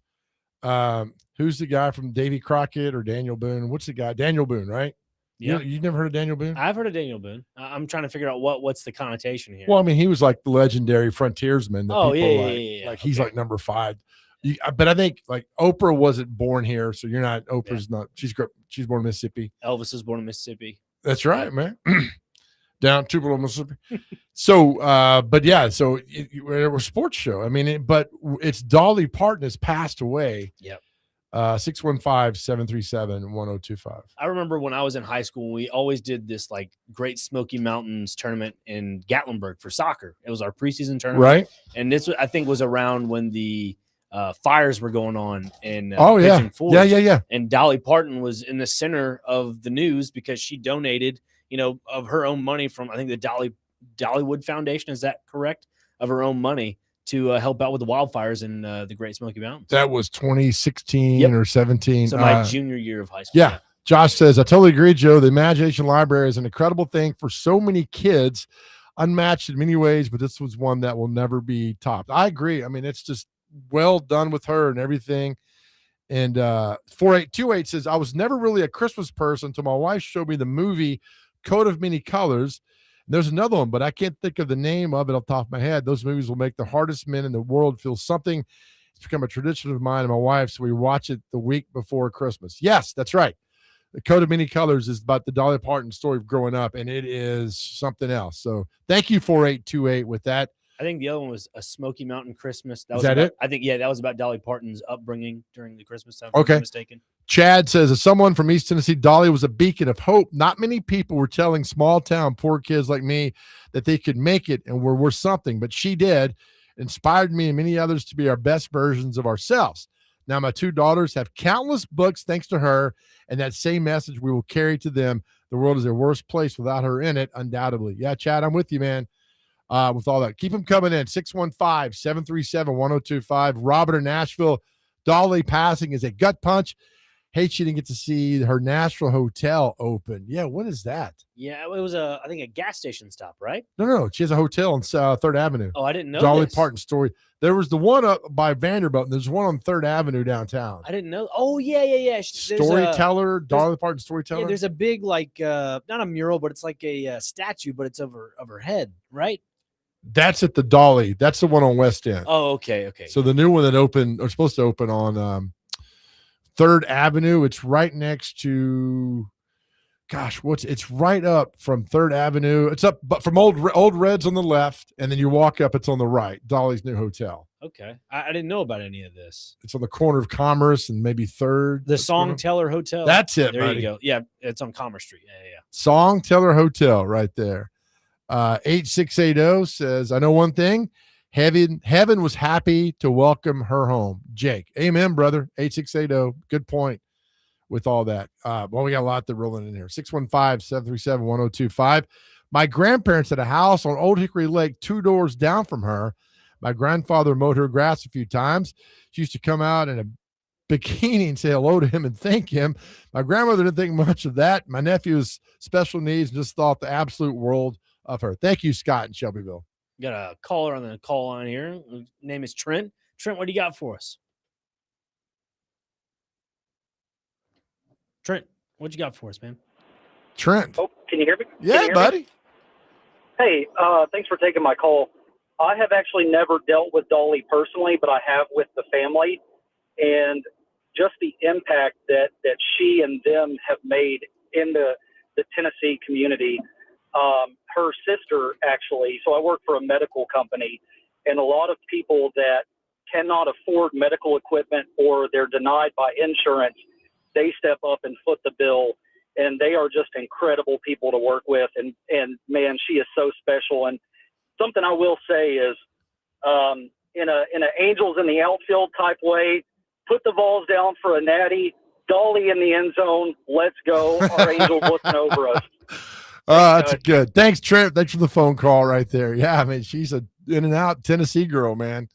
That's so, right. Yeah. She's from that area, East Tennessee, Sevier County. That's right. So, I don't know. I just, you expect things like this are going to happen eventually, but it's just like they're so iconic and so larger than life that you don't think. And look, there's celebrities pass away all the time, but I mean, the tangible of her and the books and the good deeds she did, I mean, outweighs so much. That's why she's so beloved. Like you said, it's a person that's just larger than life. It almost makes them feel like they're immortal because they left behind such a great legacy. Yeah, right. I mean, it's like, and I know, we shouldn't worship celebrity. I get all that, but there's sometimes they feel like part of your family. Like when Jimmy Buffett passed, I was devastated. Yeah. I met Jimmy Buffett one time. Not like we were buddies. He didn't know my name. I interviewed him one time years ago. But the music I was like, all right, I get it. And with a lot of people with Dolly, the same way, it's like, I get that. I get who she is. Like to what you started off the segment with, she came from humble beginnings. And I think when you have an artist like that transcends not only music, but you get into the philanthropy work, it brings you back to those humble beginnings and makes you more relatable and approachable to your audience and your fans and listenership. Yeah. That's why Vince Gill is just such a great human being in the local Nashville area. You know what I mean? Yeah.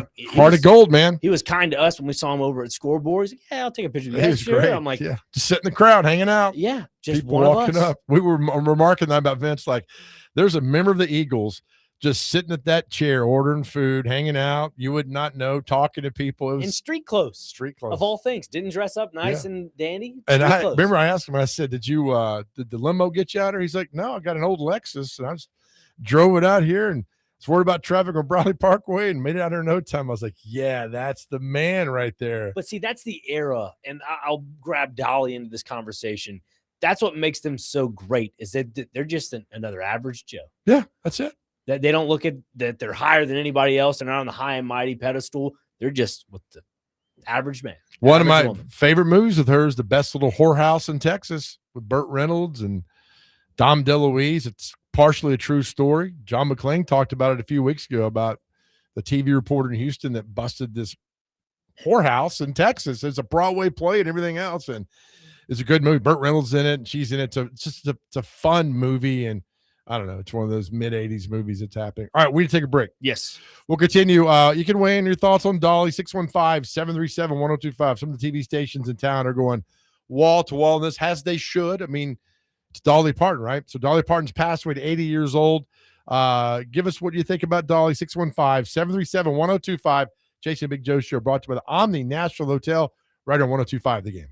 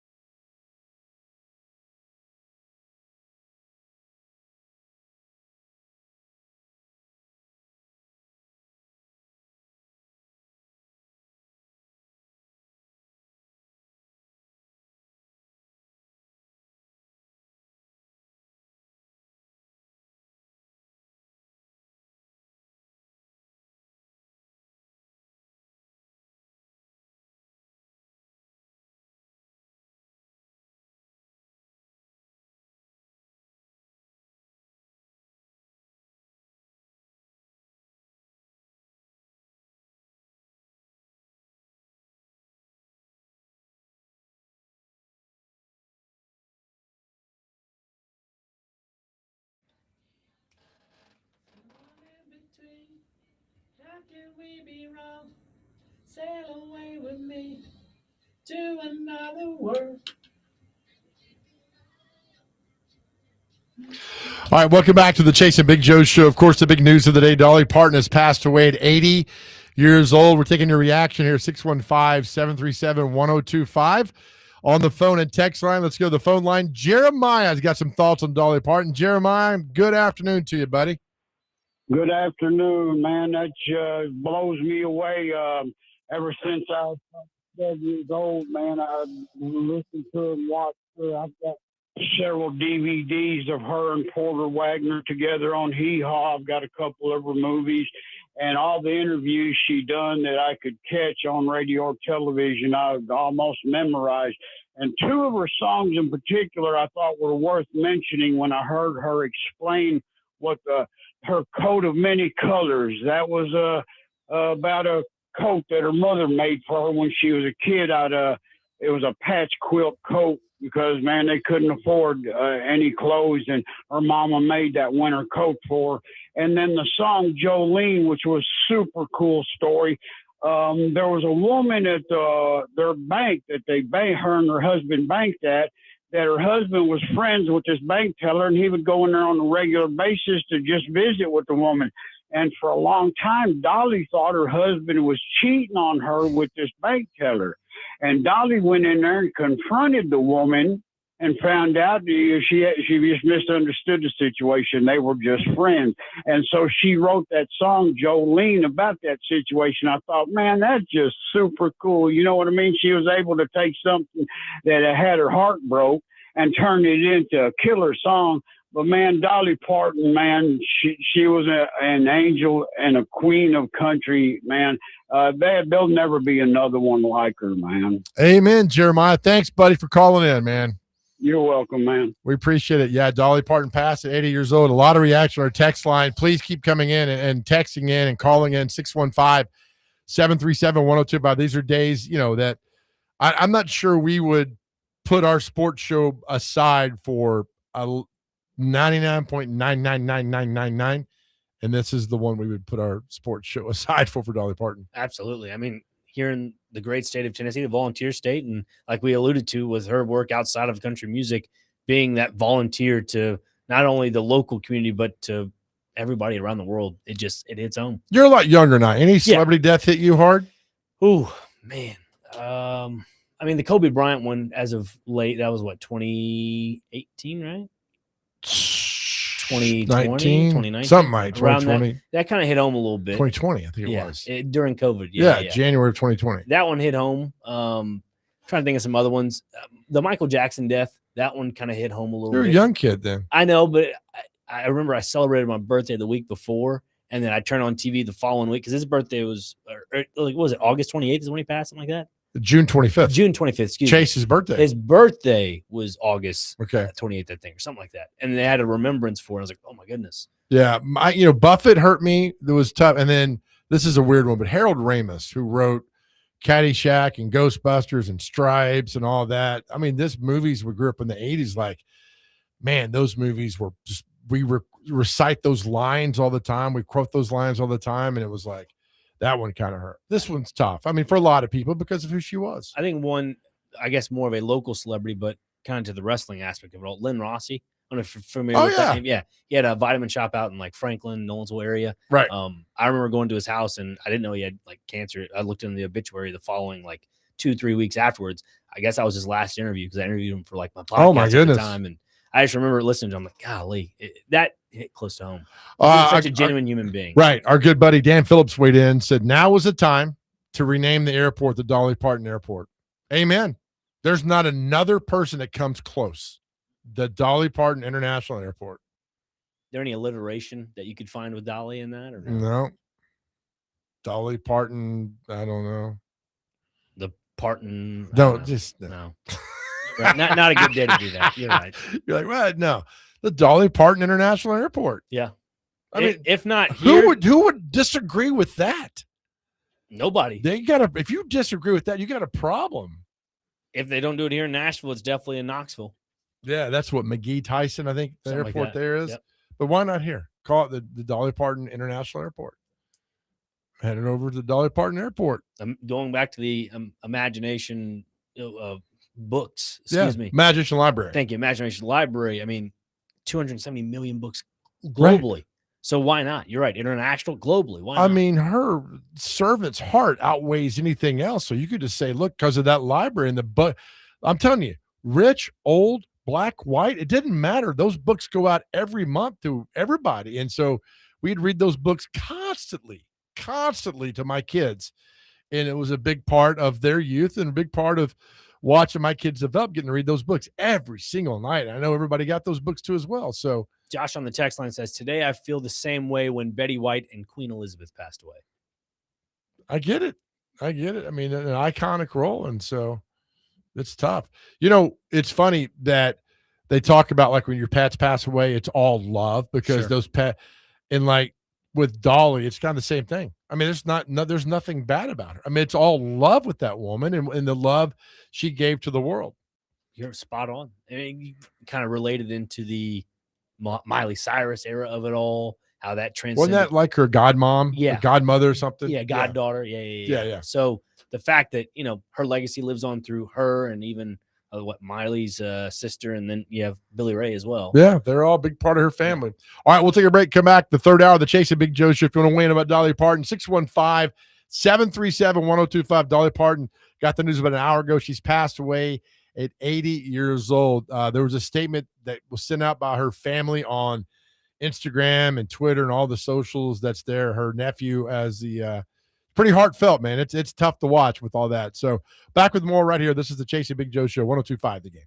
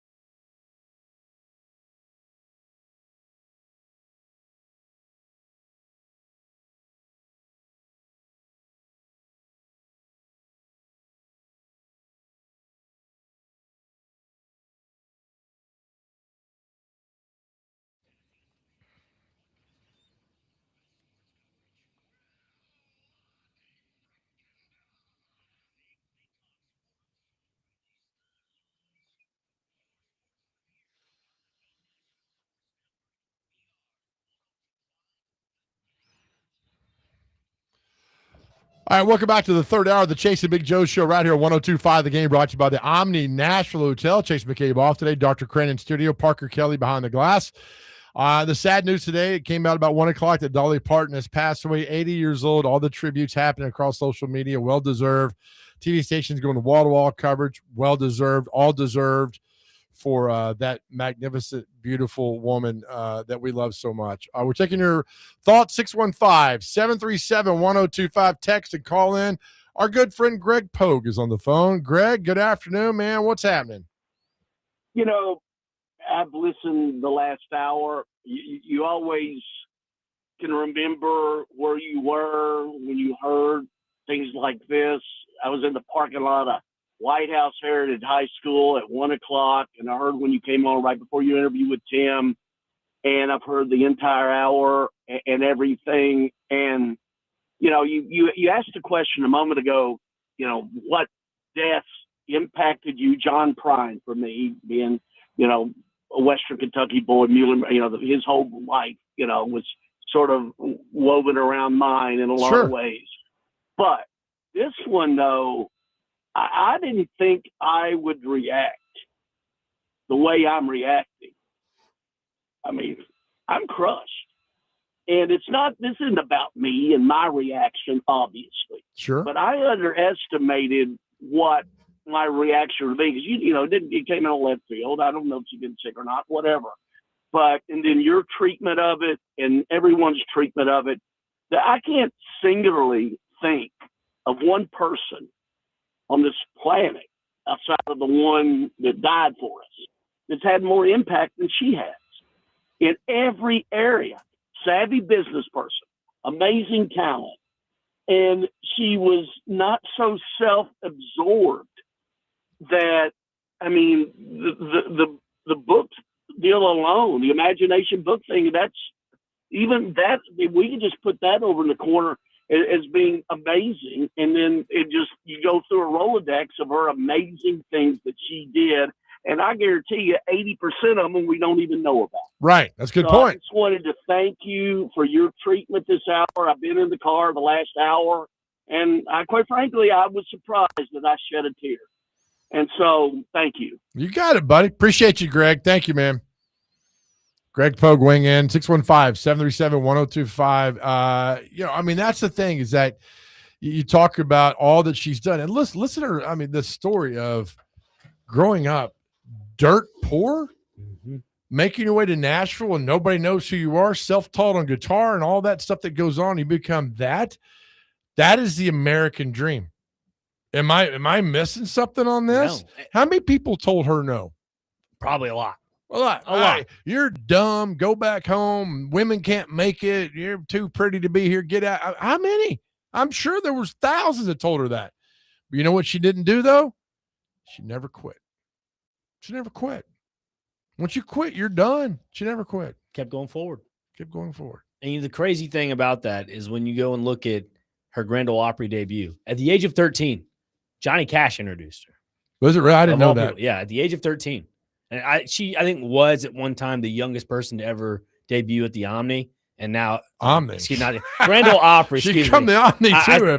I'm sorry. No, back at the in the Grand day, Ole Opry. right? And now it's an 11-year-old. So still, she goes down in history as one of the best of all time. I did not know that. No, I mean, that's it. And she comes here and finds Porter Wagner, writes a few songs. Next thing you know, boom, and became an absolute legend. You know, she was in 9 to 5. She was in the movie with Stallone. That was Rhinestone, which was terrible, but it was our movie, and we laughed about it. And I remember going to see Stallone, the premiere at Opry House in 1984, and saw Dolly for a brief second, walked in. Stallone came out and said, yo, to all of us when he was, you know, top of the world at the movie star. But she laughed. But there was a funny line that she had at the Opry couple years ago. She came on stage and somebody was like, hey, Dolly, we love you. And she replied, I thought I told you to stay in the trunk. It's just off the cuff. Just it's a line we would use, right? Yeah. It just made me laugh. Like, once again, being so relatable to the just working audience of the world. It is, right? Our game and text lines are driven by WilsonCountyHyundai.com. Going back to our phone lines, Eric is on the line. Let's talk about Dolly. Eric, what you got? just hearing that she passed is real sad. But you were talking about deaths that came close. Somebody may have mentioned this. I don't know. I may have missed it. The only other person I could think of that probably came close to this may have been Elvis Presley when he died in the late 70s. I was about 13 years old, of course, when that happened, so that tells you my age. But that's the only one I could think of that probably comes to close, maybe in this area that was beloved and everything like that. Maybe it's Elvis. The one death that probably impacted me the most, and when he passed away, was Muhammad Ali when he died, and all the health issues and stuff that he had later on in his years. But guys, those are my thoughts. Guys, y'all take care, and we'll talk to you soon. All right. Thank you, Eric. Always good to hear from you, buddy. Hope you're doing well. 615-737-1025. Mike on the text line says, so back in the late 90s, I met her at Loveless Cafe. My aunt's worked there for the past 25 years, and her and her brother came in, and her brother raised game chickens, and so did we. So I got talking and hung around for a good bit of an hour. And so, you know what, Mike? That's a great story to sit around and you talk chickens with Dolly Parton. That's pretty badass, right? That's very good. Something to do. 6727 says, yeah, one of my favorite movies is The Best Little Whorehouse in Texas. It's just such a good movie. 9708 says Stallone's Drinkenstein from Rhinestone is very underappreciated. 9708, that was really a bad movie, but we love Dolly. We're not going to talk about that today. Nevada Josh, rest in peace, Dolly. It's sad, but she's lived 90% of her life. Most of us don't get to do that. Agreed. And her impact was well known. I mean, again, with the Imagination Library, 270 million books. When did that start again, you said? 95 was the Imagination Library. I bet you did you get read to? Your parents read to you a couple of in Dolly passing? Parton. Absolutely. Sure they did.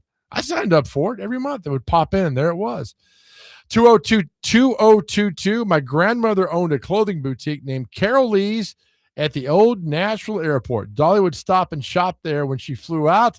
I was probably 5 or 6 and hanging out. When Dolly came in, she gave me a huge hug and was so sweet, like she'd known me my whole life. Obviously, never forgot that moment. Aaron. And that's what you're talking about, relatable, right? Yeah, just being relatable to the common human being that is working to her song 9 to 5 in some cases. Back to our phone lines. Harold Henry wants to weigh in on Dolly Parton. Harold Henry, how we doing, buddy? Afternoon, boys. Did y'all ever see her appearance on Jimmy Fallon when she told the story about the bear in the cage at the market? No, did not. So where she grew up, there used to be this market, and they had a black bear in the cage, and people would come by and feed it snacks. But one thing it really loved the most was Cokes. So she was there feeding him some Cokes and stuff. She said, sure enough, one of these stupid old rednecks came by and slipped the bear some gas. And she couldn't believe it. So the bear just starts going insane crazy and breaks himself out of the cage and starts running down the street for about, 20, 30 yards. And then he just falls over right there. And Jimmy said, oh, my God, did he die? She said, no, he ran out of gas. Oh, my gosh. Is he gone? I think he's gone. Thank you. Wow, that was quick. That was quick. I was going to follow up if that was the same interview when she was on Fallon about the song that's unreleased. It's now, I guess, covered on Dollywood's property. Time capsule. Yeah, the time capsule. You know what I'm talking about? I do not. You brought it up earlier, but I do not know. Didn't see that? Did not. I think it was on a late night show. It might have been Fallon. Okay. I have to double check. Maybe you can double check that. Mike says, since I had kids, they have to be my greatest accomplishment. But I promise, drinking coffee with Dolly Parton and talking chickens, God could have taken me right then. Oh, Mike, that's awesome. Thank you, buddy. 4836. Again, your Dolly Parton thoughts, 615-737-1025. Please call or text. We love reading these. 4836 says, I had the honor of seeing Dolly on her Pure and Simple tour in November 2016 in Pensacola. Always be one of the best shows I've ever been to. Amen on that, buddy. So that time capsule will not be opened up until 2045, and she would have been 99 at that time. Oh, wow. Okay. Interesting. So it's called The Secret Song. Joey from Gallatin, when Ozzy died, I felt like a part of me died with him. I went on a week-long bender, ending with me giving up drinking after over 10 years. That a boy, Joey. August 8th was my first year sober. Very sad hearing the news about Dolly. God bless you, Joey, man. I that's awesome to do that, and we're proud of you, man, for putting that down and living a good life, man. Thank you for that. So Yeah, continue to weigh in 615-737-1025. Back with more after this. Chase and Big Joe show right on 1025 The Game.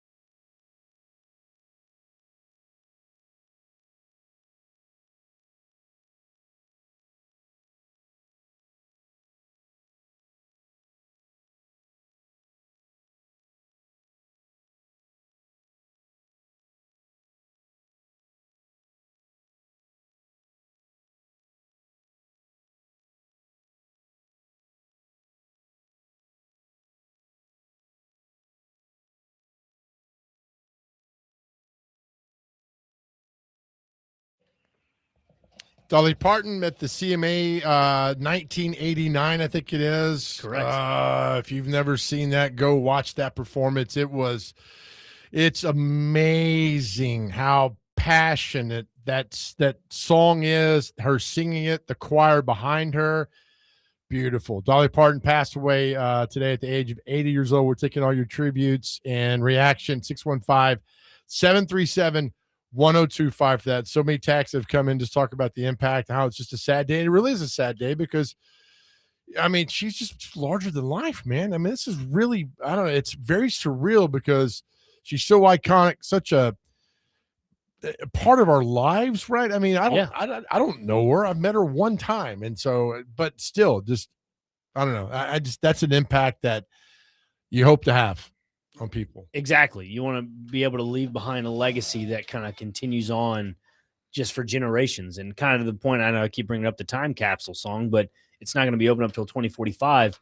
I mean, I'm not saying once it turns 2045 and then 2046 when the song is out and they, you know, remember her and so forth, that's legacy is going to live on and on and on because you still have Dollywood. Again, to your point on the Imagination Library, I mean, there are certain aspects to her career that she kind of put into a staple on the everyday life of a human being that will be around for generations to come.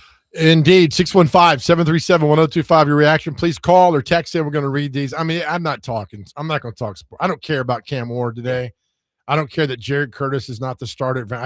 It doesn't. I mean, she was in her backyard. This, you know, lived out in Brentwood. I mean, just so iconic. Dave says, when it comes to people that I've idolized or respected outside of family and friends that bothered me when they left us, for me, it was Robin Williams. But now I have to add Dolly.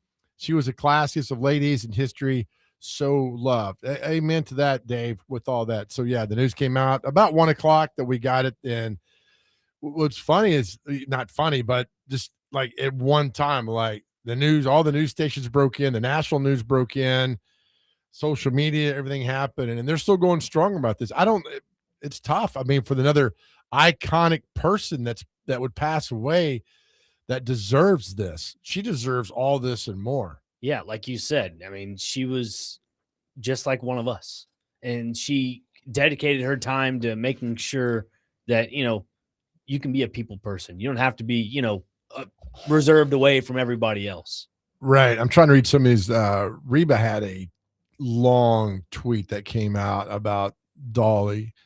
You know, and Vince, our buddy Vince, sang on the album with her, and that's correct. She did that beautiful rendition of Whitney Houston's song "I Will Always Love You." No, that's Dolly's song. Well, I'm sorry. Yeah, but you know, I mean, vice versa. Excuse me. But no, it was just beautifully sang. I mean, and then she was on, I think, the remix of "Country Road," the John Denver song, should be with Willie Nelson and a few others. I mean, the list goes on and on and on. I mean, definitely a pioneer, not only to the country music aspect of it all, but just to business in general. Yeah. Reba says, well, I just got the news that my buddy Dolly passed away. Oh, to the higher and greater side. Dolly, thank you for all the wonderful things you did for us on earth. Your love, your music. You gave us so much with your huge, huge heart. There'll never be another you. We, in the tweet, there we go. We will remember and cherish every memory and every note you ever played and sang.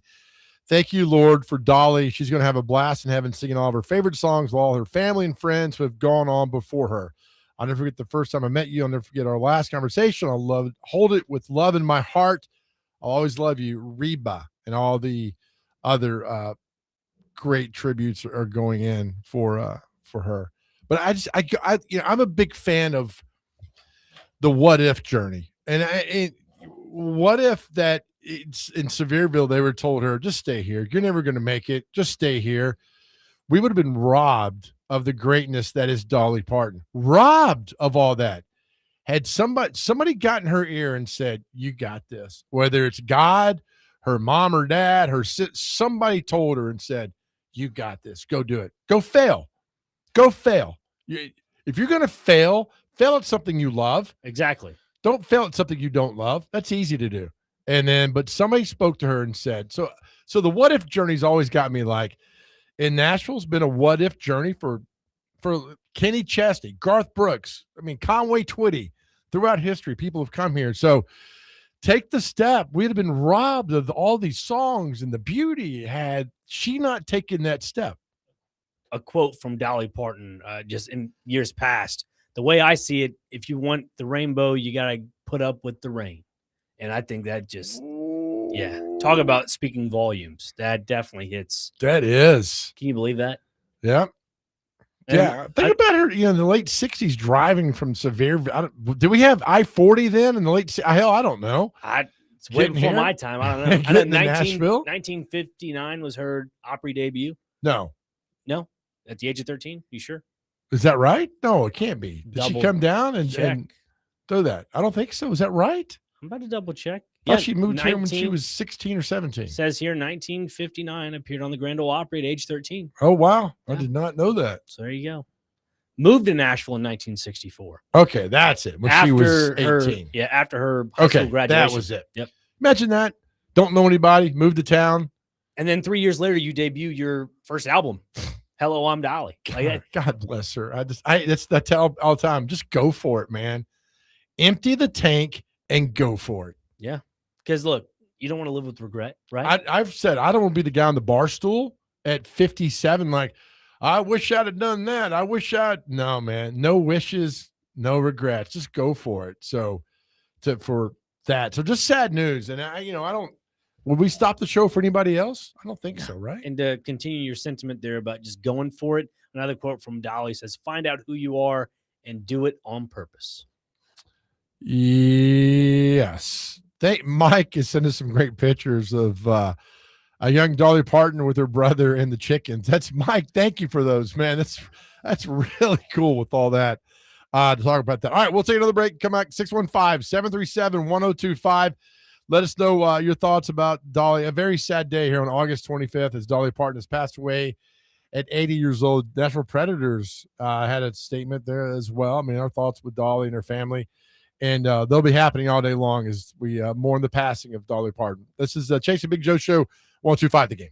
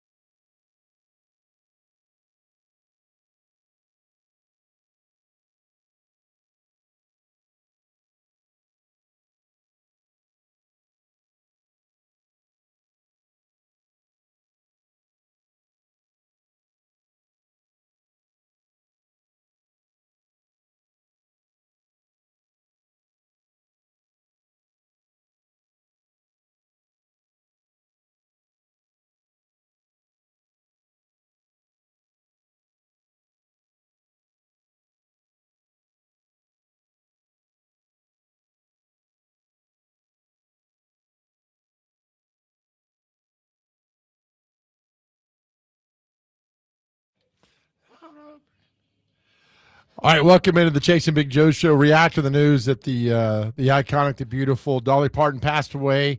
We got news about 1 o'clock today, 80 years old. It's just sad. Taking your reaction online, on text, phone call 615-737-1025. Let's go to our good friend Adam in Portland. Adam in Portland, good afternoon, buddy. Man, I feel like Dolly should have lived to like 110. She deserved 110, man. It's crazy. And she's, one of the baddest women that's ever lived. But she also hits that category of like everything. She's never hurt anybody. You'll never hear anybody say a negative thing about her. Right. And like my kids have books like the Dolly Center. They ain't even ask for them. Like she wants kids to be smart. Like just hearing her negotiate with dudes. Like she stand up to any dude in any room. So it's a sad day, dude. Like that's a very pure soul that just went to heaven. And man, it's a bummer for us. Well, you make a good point because she's like, this kind of comparison is really silly, but it's like your puppy dog, man. You love your dog because it's just pure love. And that woman was just like pure love, right? He's gone. But he would agree with me. He was shaking his head. I agree. It's just the pure heartfelt human being. And to Adam's point, yeah, a soul lost here, but definitely enjoying heaven for sure. Oh, absolutely it is. It's so tragic. And the one thing that I just don't like in today's day and age, obviously everybody's guilty of it, is the cell phone. I feel like the cell phone kind of desensitizes the losses of great human beings in this world. So, if you have time, just get off your phone and really appreciate the wonderful work that Dolly Parton kind of paved the way for a lot of young human beings in this world. Look at you being a proud old man. I like that. Just saying. To do that. George Jones has a song that came out in the mid-'80s called, I love George Jones, called Who's Gonna Fill Their Shoes? And that song came out in the mid-'80s. I was like, whatever, figure it out, blah, blah, blah. And now it's like, who? Right? I mean, George Jones passed away in 2013, Conway Twitty in 93, I think Waylon in 2002, Johnny Cash 2003, Chris Christopherson a few years ago. I mean, who's going to fill those shoes? You have to. That's why you look at, and this just makes I'm a big country music fan. There are a lot of the older generation of country music stars that are slowly, I guess, what's the best way to put it? Not maturing, but kind of helping the younger generation of country music, guiding them in the direction of you're the next chapter. You're taking this tradition over. And I think that's something that the genre of country music has done a good job with. Well, I know Willie's still alive. He's 90-something. But yeah, like that. But is our buddy Vince Gill, is he the torchbearer? I mean, he's been, right, for a while. Vince Gill's been the guy that's carrying the torch. I mean, Dolly was like the one and Willie the one, but Vince was the one, like boots on the ground here, like carrying the torch of country music. 100%. I can't agree with that anymore. I mean, he is the torchbearer for that genre. 100%. You just repeated what I said. I know. Well, I mean, you're correct. I mean, I don't know what to say. No, you're wrong. No, I think he does a really good job with, and like he said before to Chase and yourself on these airwaves, keep doing it until they stop calling. Right. And I think that speaks volumes to what Dolly did. She just kept doing it until people stopped calling on her. I get Channel 4 keeps showing this interview with Dolly, and it's like Holly's big moments with Dolly. We don't care, right? I don't care that you had. Stop making it about yourself. Celebrate this wonderful. I'm turning the channel. This is ridiculous. I don't want to be that guy, but I am. I'm that guy. No, I'm just going to point something out. They said previously recorded. So what they did is they went back in their packages, grabbed it out of the Rolodex, and just played. Well, when I worked in news, there was an obit file of people that when somebody passed away, you knew that you could put it on there immediately. And it's very weird to do those, but it's very necessary because that's your news. I mean, that's the job, to put it out there and go with it. I mean, you got to be prepared for everything at all costs. Right, you do. So it makes sense. I can't read my glass. I got a bunch of text coming in. That's okay. Go ahead and put your glasses You can read the text line there for me, buddy. I appreciate that, Joe. No problem. Dustin in Hopkinsville says, Nick, I could not agree more.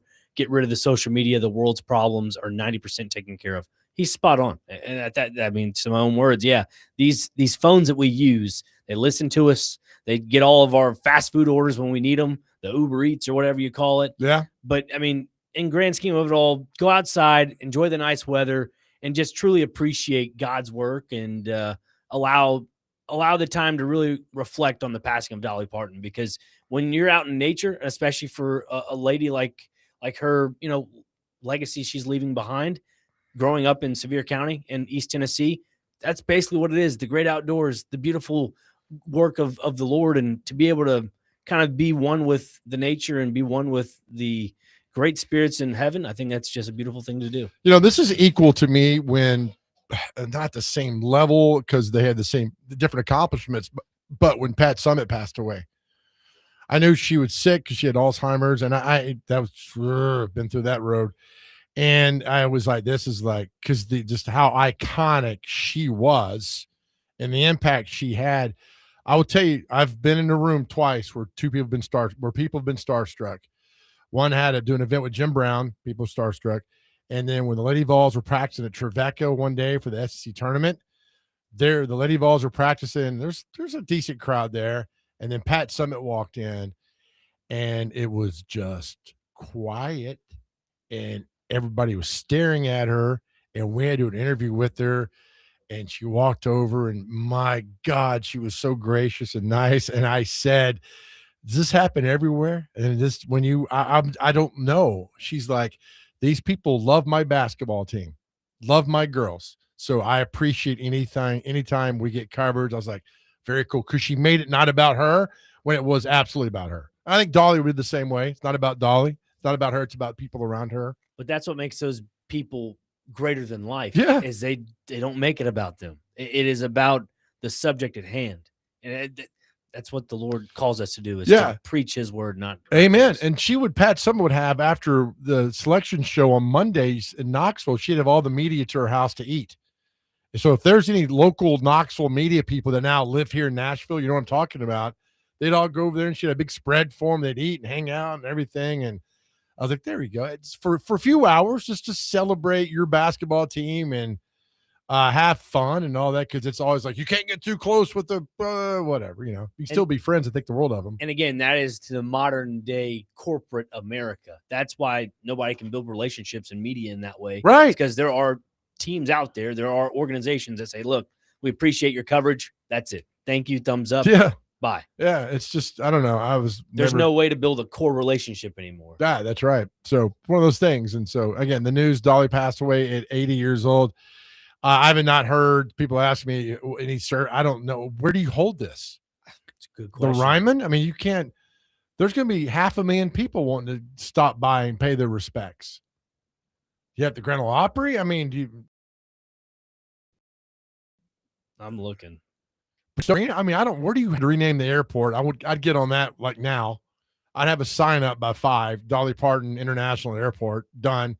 Nobody's going to disagree with that. Put it up, let it go. I'm looking here. It says there'll be a private family service held strictly for close family members according to her personal wishes. For public tributes, fans that can just share memories and condolences online, tagging any relative of Dolly Parton's social media platforms, and then donating to her charities. There's got to be something. I mean, there has to be. She's a very humble woman, and then I get that. I get the private. That's all perfect. But as far as the public, there's got to be some sort of tribute. I'm sure, like we talked about earlier with the passing of the torch in the genre of country music, I'm sure there's going to be the big faces of country music that honor her at the Grand Ole Opry, the Ryman, any other music venues around the state of Tennessee, especially in Sevier County as well. I'm sure there will be something along those lines. There's got to be. I mean, it's I'm trying to think. The last one, George Jones had his at the Opry. What was the one at the Ryman too long ago? So, I mean, they start piling up, and you one after the other. But I don't. As soon as we hear something, I guess we will have. It wouldn't be today, would it? I'm still like, when Connor Newt walked in and says, "Oh my gosh, Dolly Parton," I was like, "No, no way, that doesn't happen. That's not in my lifetime. It's not going to happen." And then you find out that she passed away. Yeah, and to your point, like you're saying, well, we got to do something about this. Again, back to her philanthropy work of the Imagination Library. It not only was local, it was global. So try to figure out how to honor her in a global setting as well. Every month, I get a book every month for my kids. Every single, and not just me. I mean, people are texting me like, "I remember those books," and they all come in, and it's something. I mean, because she grew up with none of that.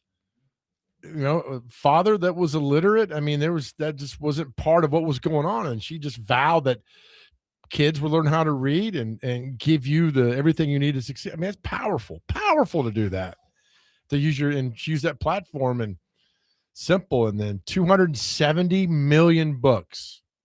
It says here in 2015, Jim Ed Brown had a service at the Ryman. Might have been. He was a pretty good singer. Yep. So it says there have been a few country bluegrass legends: Earl Scruggs in 2012, Billy Block in 2015, and then at the Ryman, it says Grand Ole Opry star, but at the Ryman, Jim Ed Brown. So that would be one. All right, we'll take a break. We'll wrap the show up today. Again, the news: Dolly Parton has passed away, 80 years old. We got the news about 1:00 today. We're taking our reaction and phone calls on the text line 615-737-1025. 737-1025. This is the Chase and Big Joe show right here on 102.5 The Game.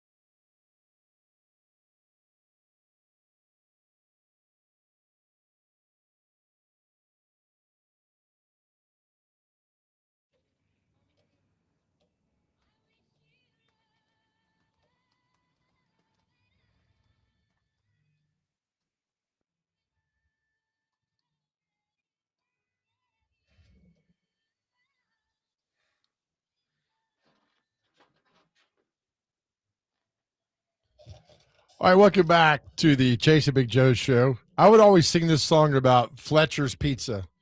I'll always love you. The great Dolly Parton passed away today at 80 years old. We got the news about 1 o'clock today. Just a sad day, so we're spending the rest of our show as a tribute to that wonderful, beautiful lady. Let's go to the phone line, 615-737-1025. Dustin from Hopkinsville. What's happening, man? What's up, guys? Hope y'all are having a decent day. Mine's going pretty well. Days like today are sad. They are. But God uses everything in different ways. And today's a good day. Like I said, life's just not about sports. It's something that I'm addicted to this show and listening to you guys every day. Kind of feel like you are part of the family. But days like today, losing Dolly,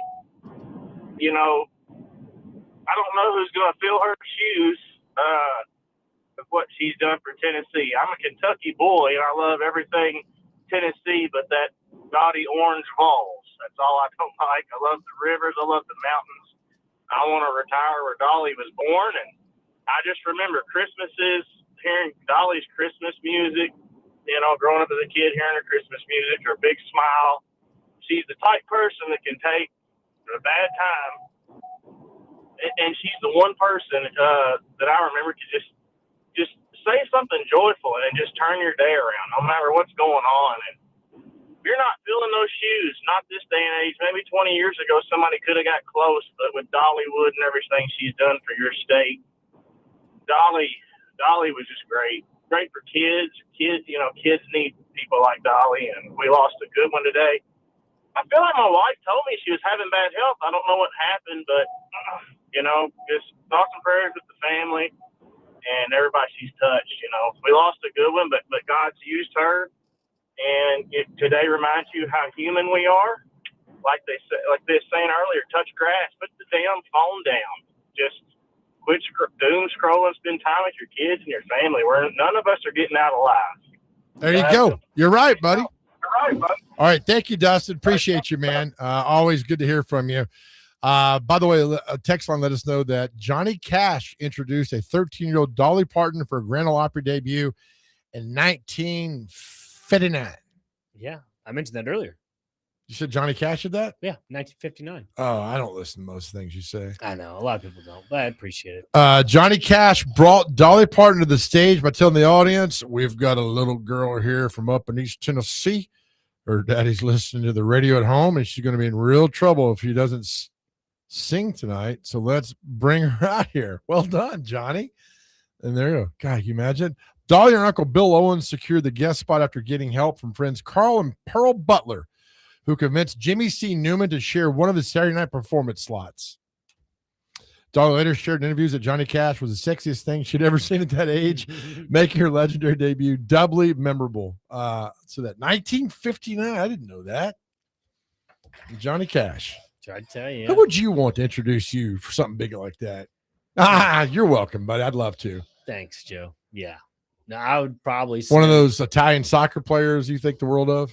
No, I mean, maybe Joe Dubin, actually.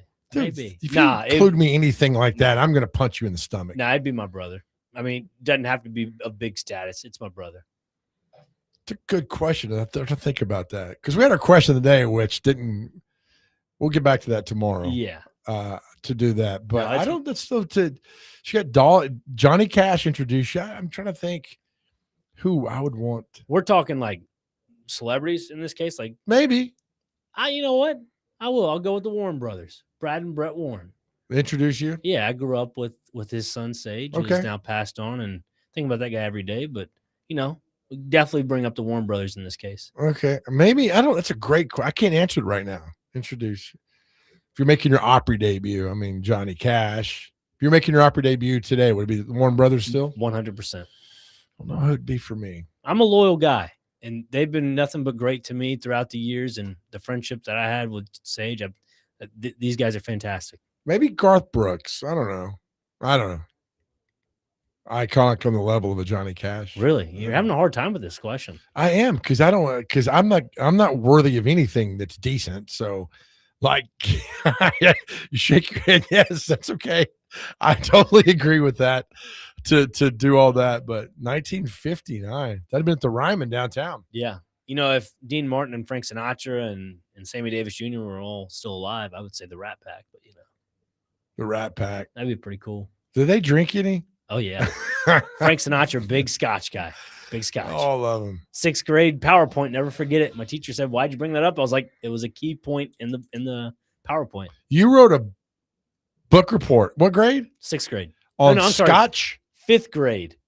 Miss Sambola. On Frank Sinatra drinking Scotch? Well, it was about the Rat Pack, but I was like, okay. I'm gonna bring this little pinpoint in there too. It was pretty cool. Because I'm about to say that's pretty dadgum good. If you could do that in the 5th grade, could I got an A on it. She's like, "What? This is fantastic." Yeah, you're welcome. Obviously, we're not going to do celebrity birthdays today. Just it's not because we got as any more come through on the phone lines. I know DVD will be here at 3:00, but welcome all the response. We got a ton of texts today throughout the show about what Dolly meant to them. Yeah, no, I mean, Thomas in Nashville says, "Joe, I still get those books today for my grandkids. I'm truly blown away by this. She was an amazing human being, and she was, a great entertainer."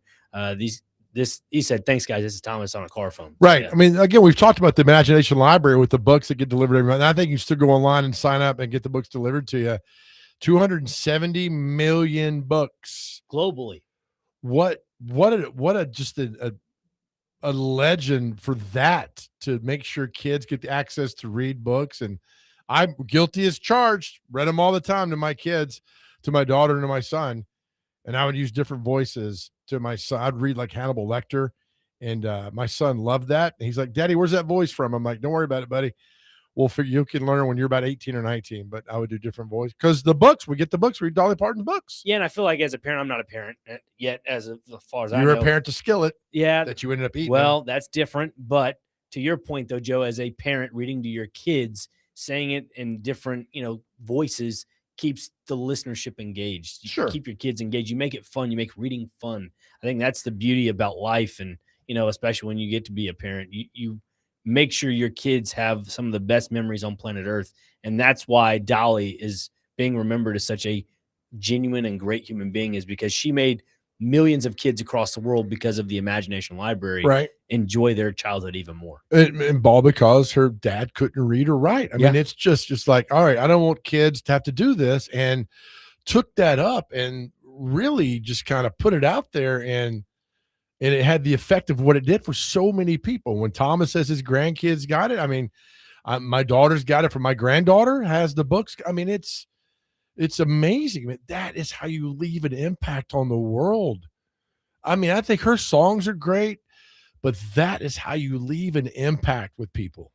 Yeah. I mean, yes. I mean, if you're not trying to leave an impact on this world, then you need to reevaluate your goals in life. Right. Because I really do think it, and this, you said, 5% of people hate oxygen in this world? They'll complain about it. It is so much easier to be nice in this world. Right. And you know what, today, I guess this will be a PSA.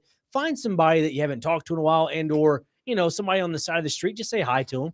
It doesn't hurt to be mean. Or it doesn't hurt to be nice. Right. Just say hi. I told you there's that Instagram reel where this guy goes around and gives money. And yeah. Doesn't give money, helps out people. And like, he found a Navy veteran who's 86 years old, works at Lowe's. He's got bills, can't afford his house. And they raised money and paid for his house, and he can retire now. And I was like, that's the main reason I'd want to be rich, is to do that. And then all these people came at me on, you're an idiot, you're stupid, nobody cares. I was like, whatever. It just empowered me, because I know that, again, 5% of the people are so against. I don't even know what our out time is. You're good. You're on time. Are we? Yeah. What is our out time? 55.